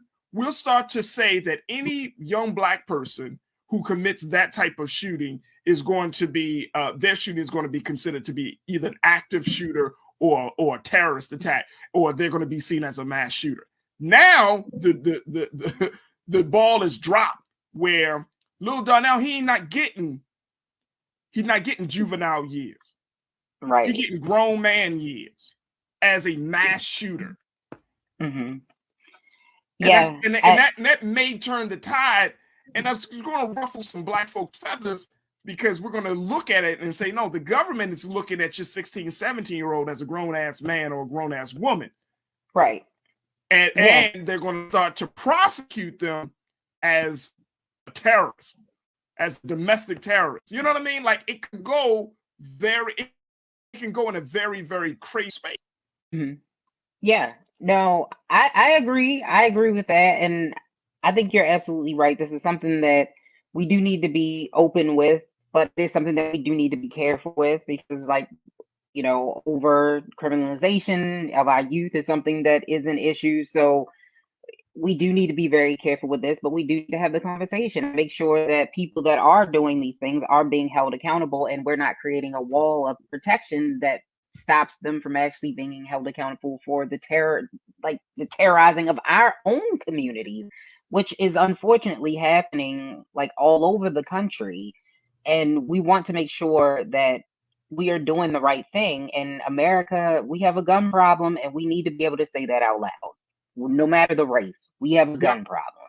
Absolutely. Absolutely. I just saw one of the messages from Tiana. She made the point. She said in Chicago, the media in Chicago are calling shootings with multiple victims shootings. Now I'm sure that when they're reporting that, while they're reporting about Black people, Black communities, but it might be seen. And this is the I think the very thin line, Lise, that we as a community, as a people, will have to figure out. The very thin line is if we're pushing for the government to intervene, if we're pushing for law enforcement to intervene in stopping the violence instead of us getting out to save our children, our daughters and sons, and our nieces and nephews and grandchildren, and the government comes in, then the government has the power to take their efforts, redefine it, recategorize it, and make it say, you know what? You're a domestic terrorist. You're a mass shooter. Just like we're seeing now with a whole bunch of hip hop artists, you know what? Under the RICO law, guess what? You're operating a gang. Therefore, we're going to give you Fed time. You're a part of this set. Fed time. Yeah. You know what I'm saying? Your career is over. That's and we might be like, no, don't do that. But that's what happens when you don't handle your problems in house. And you run to the government, you run to law enforcement to try to deal with this situation. If we don't deal with it, and we don't deal with it very, very quickly, I can see it going into a space. Now, that's just me. That's just little Faraji Muhammad, just kind of seeing how things go if we don't deal with it, because enough is going to be enough. Right. I think so many of us are so frustrated with living in, violent communities and feeling like our own children and our own people are terrorizing. I'm talking about the older folks. I think a lot of older folks are at their wits' end and say, look, whatever you got to do with these young people, you do with these young people. But you can't be serving them people on a silver platter to a system that's not going to treat them like young people. Yeah, and it's unfortunate the choice that we have to make, but whose lives are better or worth more than the next? And that's something that we also have to keep in mind, that if these individuals in your community are going to stop you from being able to have the pursuit of happiness, where is the line between that? So that's just something that we do have to keep in mind. And it's not an easy decision or choice to make or to fix, if I'm being totally honest. We can talk about it, but it's not an easy choice. Absolutely.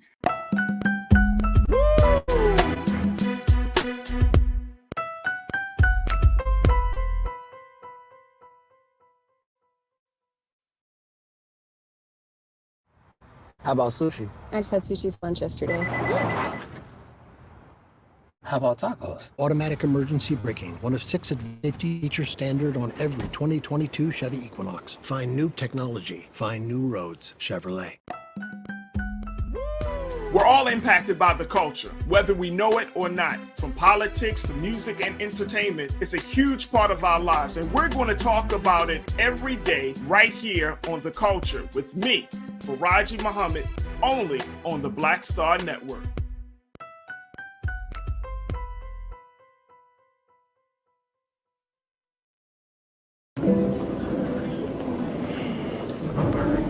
Yeah.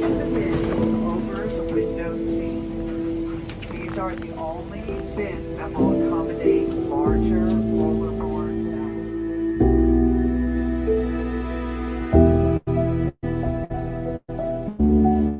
What, 10 in here? Yeah, and you don't come out till you die. And you eat them, you go to them. Oh my God.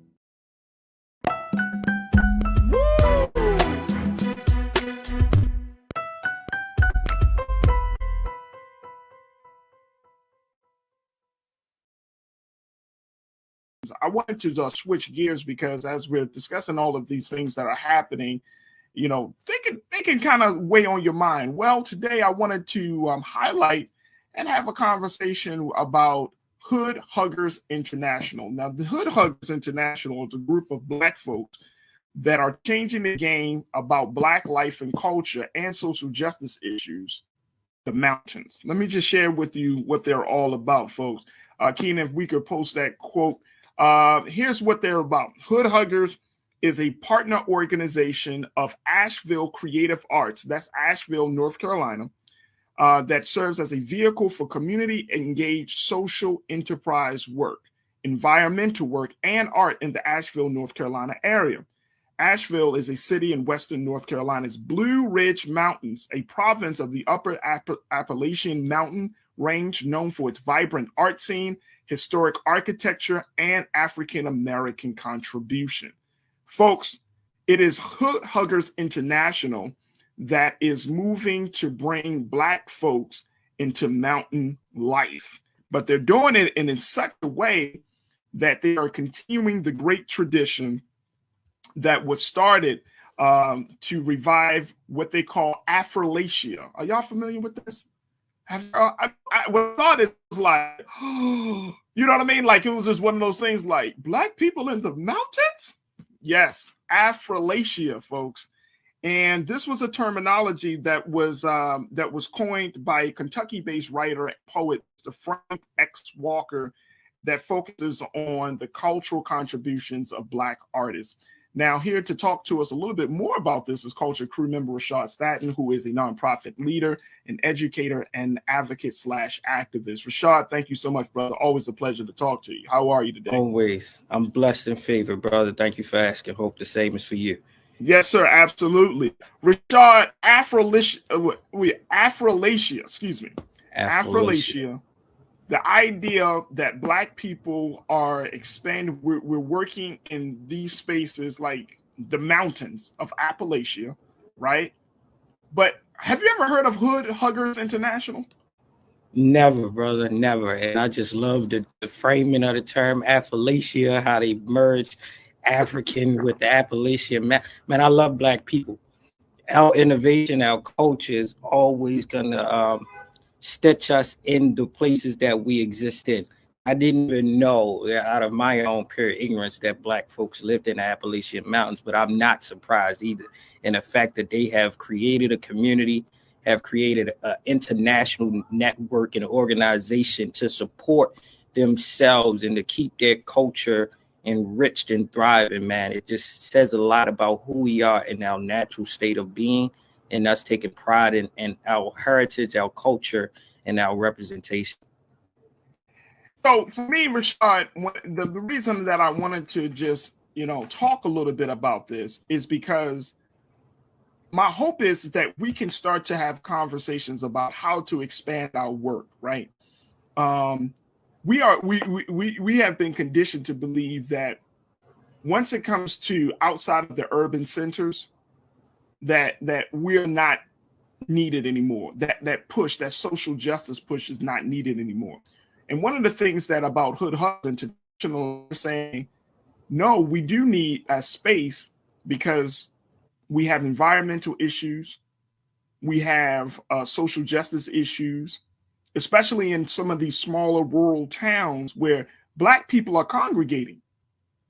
Now, Black people are small. You know, we're moving out of the big cities like New York, Chicago, Dallas. I mean, in some cases, like some of us are saying, you know what, I need a simpler life. I need to move to the mountains.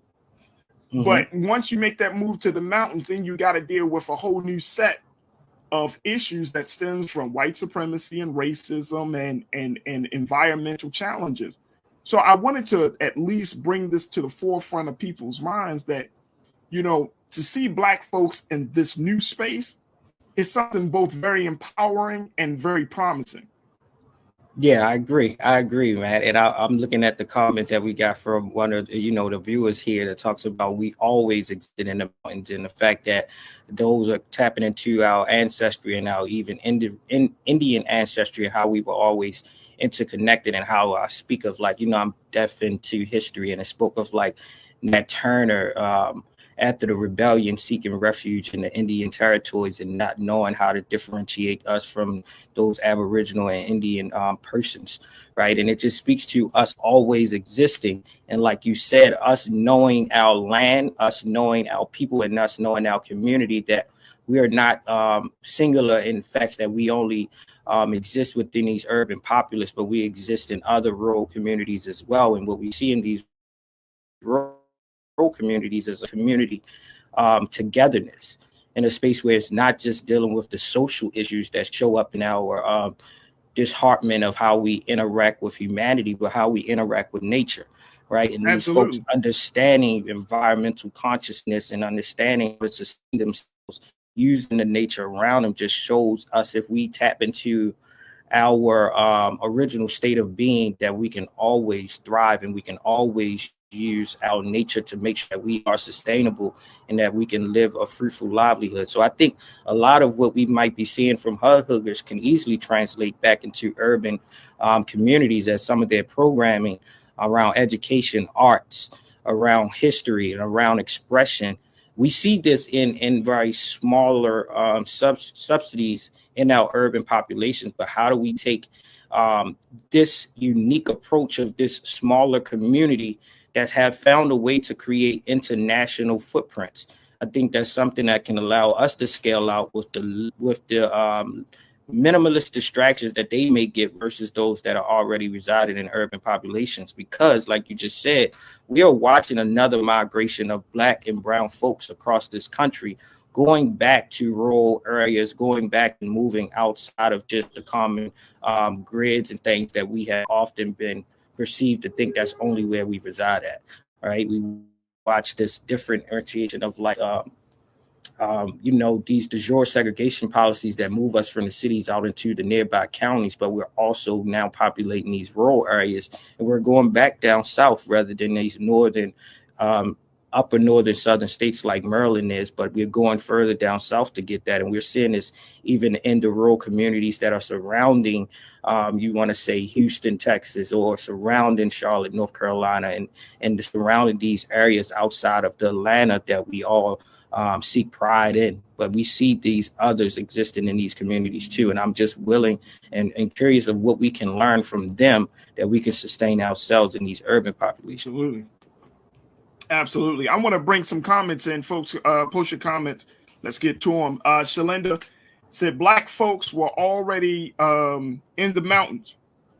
So let's post Shalinda's comment real quick and get her thoughts on this. And folks, y'all keep it coming. Black folks were already in the mountains. Truth be told, the Indian head mountain were my Black ancestors. Absolutely.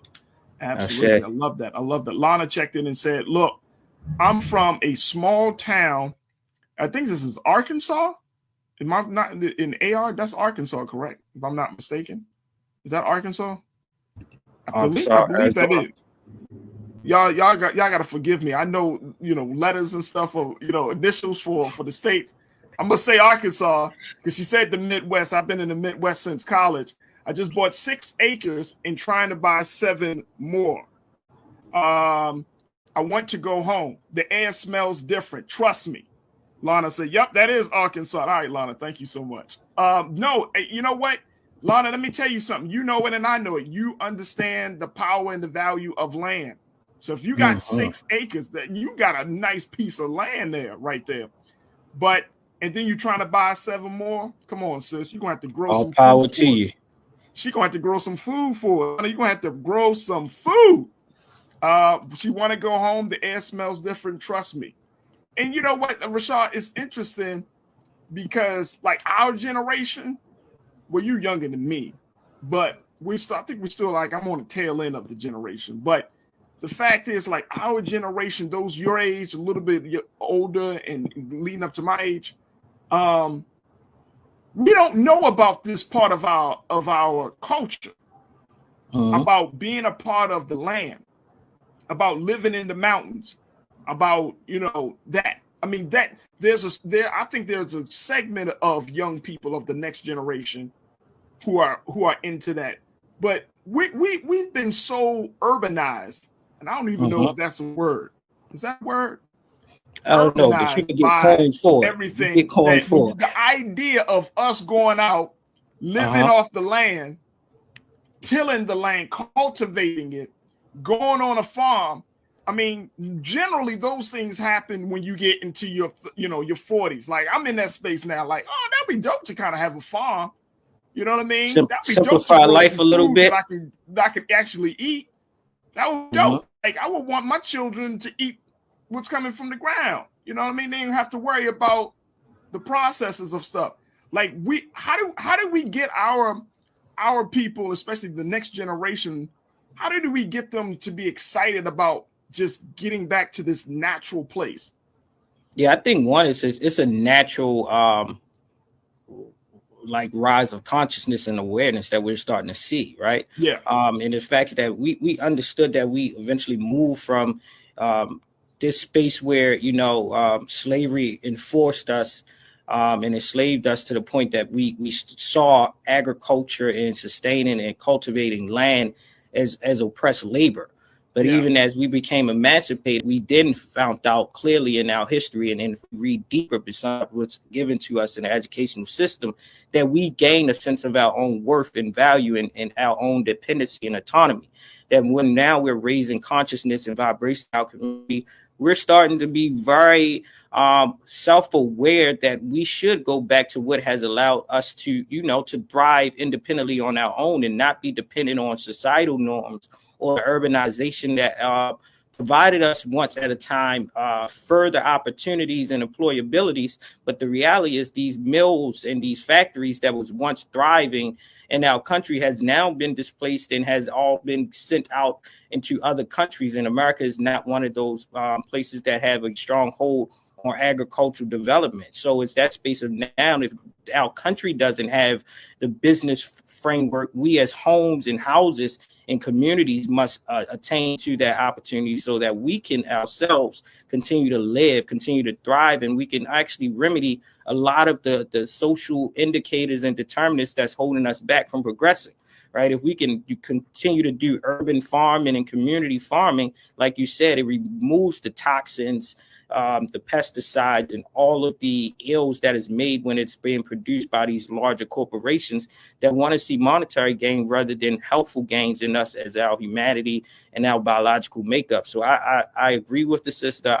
I'm pleased to see that she is purchasing land and looking forward to purchasing more, right? I think that's power, and it says a lot about our sovereignty as a people. And if we continue with that direction, I think we'll have a stronghold on even how we move and more in the strength as far as political affiliations and things of that sort, and even education, right? The Brothers of the Nation speaks very highly on farming and cultivating out lands and going into it. And you start to see these younger brothers in the nation under the Honorable Minister Louis Farrakhan that speaks to his teachings and his messaging that tells them to go back and go and purchase land.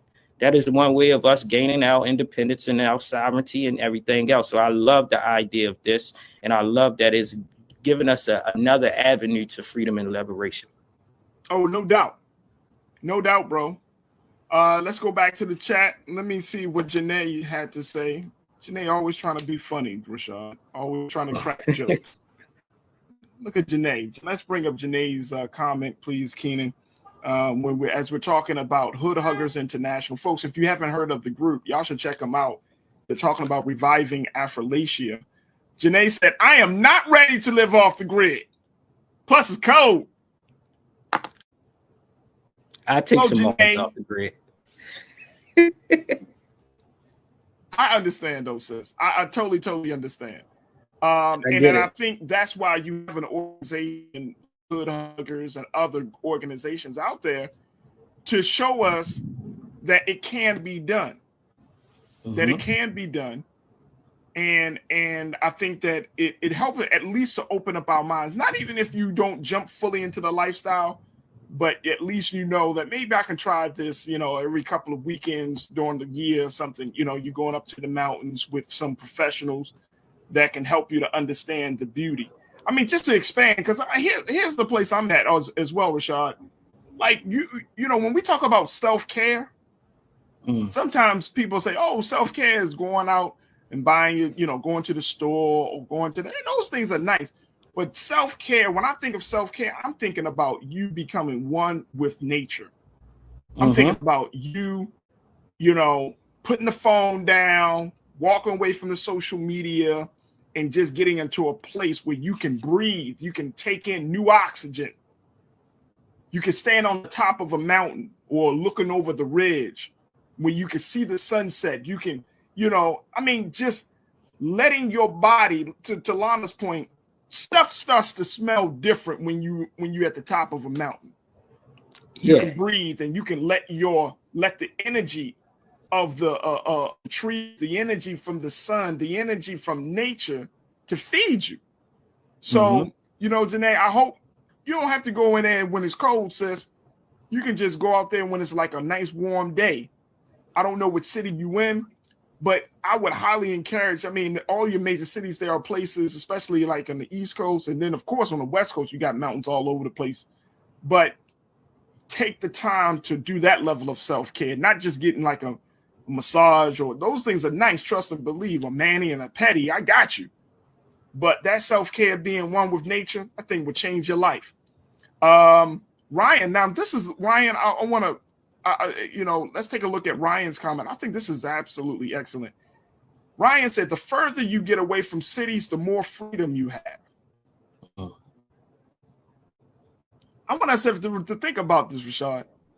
The further that we get away from cities, the more freedom that we have. Yeah, I would remember say like having conversations doing the work that we do, brother, talking and empowering young people, right? And it always blows my mind when I come across Black youth that have never ventured outside of their neighborhood, or they never ventured outside of their city to go like camping. I would work with programs that would take young people out camping. And I'm talking about 13, 14, 15-year-olds saying, I've never been camping. Yep. I had that lived experience until I was, had that opportunity awarded to me, and it changes your life. Even with the work that we do, and we know this is passion and service-oriented work, my best way and my preference to reconnect and recharge is to get off the grid. A lot of times finding these places to go hiking, to go walking, to go trailing, to go camping, and just to go into these secluded places where you connect, and you become earthly people, in which we naturally are. We connect back to nature. We silence the distractions and the noises.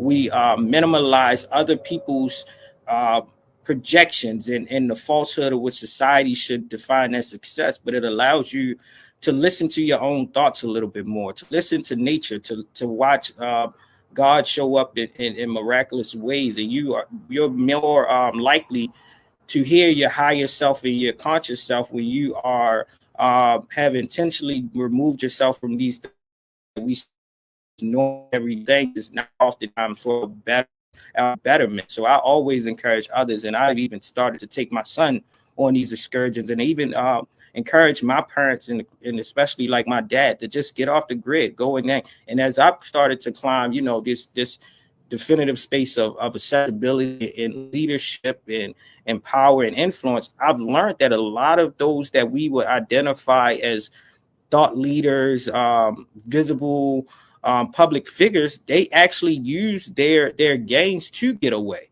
And a lot of times they do that. But the reality is when they're doing that, they're not going back to the communities that they're serving and often come from to say, hey, this is my way of recharging. This is my way of rejuvenating. And we need to make that a common way of self-care. Like you said, a lot of times it doesn't have to be these things that we're to. Sometimes, and at the times when we go and go off grid, it is least costly. It doesn't cost much besides travel. And if you have the accessibility to travel, then you should have the accessibility to disconnect. So when you do connect back, you are back to your full and whole self. Let me so tell I you love something. this idea. Brother, let me tell you something. That's the stuff that we're talking about. Karen, let's bring up Karen's comment, Keenan, because I think she's on point as well. Karen M checked in and said, that's right, Faraji. That is self-care, being in nature. And if we can begin to be self-sustaining, that would truly be self-care. Amen, Karen. Amen. Self-care, you're in touch with nature, and then self-sustaining. That's what I'm talking about. Look, folks, look. And I think sometimes, Rashad, I know I'm getting older because certain stuff is starting to excite me now that it didn't excite me when I was younger, right? You know what I mean? This whole idea of being one with nature, this whole idea of, and I'm getting in this space, folks, and I'm sure some of you are in the same space. Like, we've carried so much pain. We've carried so much pain from our personal experiences. We're working to try to shed the expectations, the unhealthy view that others have placed on us and that we have accepted. We've carried so much pain of being Black in America because that leaves a physical and psychological, that has a physical and psychological toll. Like what we saw in Buffalo, that will have a physical and psychological toll on not just East Buffalo, but for all Black people, because we're connected. Like, as much as we might think that we're not, our DNA is connected. Like, that's how we able to feel for those brothers and sisters that lost their lives in that tragedy, because it's something that's literally in us. Our DNA is a part of our makeup, right? So we're connected. So we carry so much pain and so much hurt and so much tragedy and so much trauma that now, to become one with nature, to become one with yourself, to not live in a schizophrenic mindset. All of these things become more, to me, like they become more attractive to me. I'm realizing, Rashad, and you might be at this place too, bro. I'm realizing, like, the things that America, that this country and our culture has said is important, it's not important. Money is not important. We know that it can create change, it can do some things but in the big scheme of things, folks, you know that if you had a choice between money and peace of mind, what you gonna choose? I'm choosing that peace of mind. Same here. Same here. You know what I mean? Like, we carry so much in our years. That's why young people looking old people looking older, depending on your lifestyle, depending on what you allow coming into your mindset, your head. What kind of information you feeding on, what are you consuming during the day? I mean, this is talking about healthy living, but I'm at a place where I'm saying, look, man, I'm trying to shed all that trauma, all that pain, all that hurt. I'm trying to keep that in the past. As I get into my years, I don't want to pass that mess on to my children. I just don't want to do it, bro. Look, my wife and I, we take our children out to nature. Go ahead, run around, play in the grass. You know what I mean? Like, just enjoy, breathe. Because as much as we like to believe that we're living, when you're in these cities, when you're going through the grind each and every day, the simple things of just taking a breath, taking the air in and letting it out, it can make all the difference in the world. Yes, sir. So I love that point, Karen, about being self-sustaining and being that's the self-sustainment though starts with the temple, the body.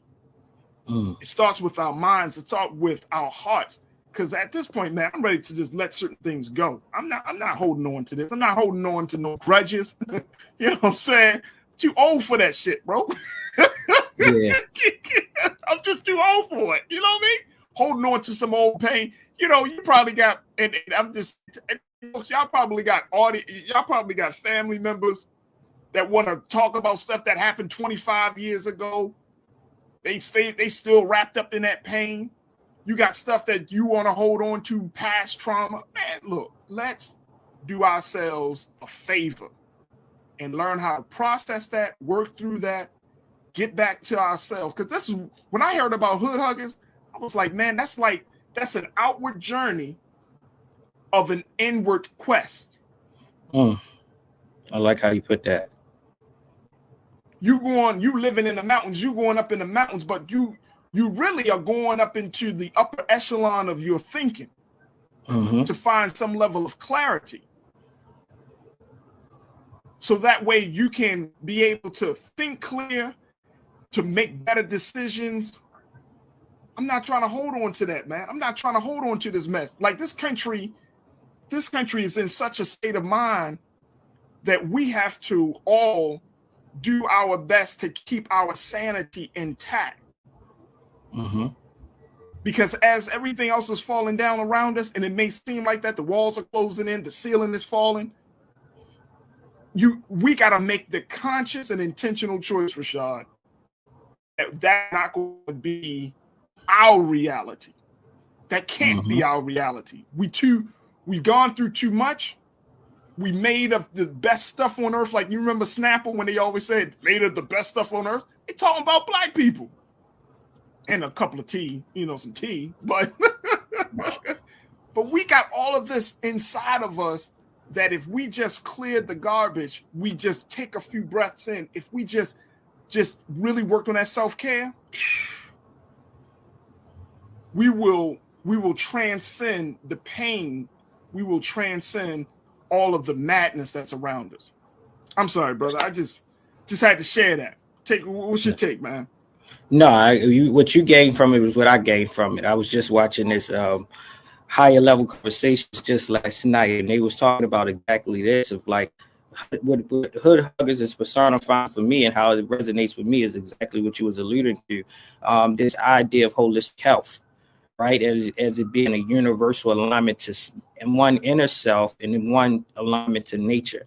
And the fact that they have tapped onto this and have sustained this will show that this community itself will continue to thrive, will continue to exist, and will continue to navigate whatever comes their way because they are so in tune with self, with nature, and they're so in tune with the universal community around them that I applaud them for this, and I applaud you for speaking this up, because those that are a viewership and those of an audience that reside within an urban populous city or town, let's say, we should now look forward to other ways to recharge, recenter, and like you said, reduce the noise of distraction and suppression and get to a sense of what really matters. And if we take our self-care as our first priority, our community grows healthier. And I think hood huggers is doing exactly that, and they should be applauded, and we should learn from each other. Oh, absolutely. Absolutely. Folks, we're going to take a quick pause, but let me just share this with you. This group, Hood Huggers, Rebuilding Affrilachia, you can go to a website, and if you're in Asheville, North Carolina, look at that. They got the colors up there, folks. I want to just show y'all. If you're in Asheville, North Carolina, they will actually give you what they call a hood tour. Take you right up in the mountains, Rashad. Look at that, man. I love to get them on the show. I was about to say that. Whoever thought to correlate the name hood to be in the wilderness and to be in nature, and it just shows us reclaiming narratives and us living in our everyday story. Yep. This is beautiful. So if y'all live in Asheville, North Carolina, definitely check them out. But Hood Huggers International, beautiful, beautiful group of Black folks doing some great things.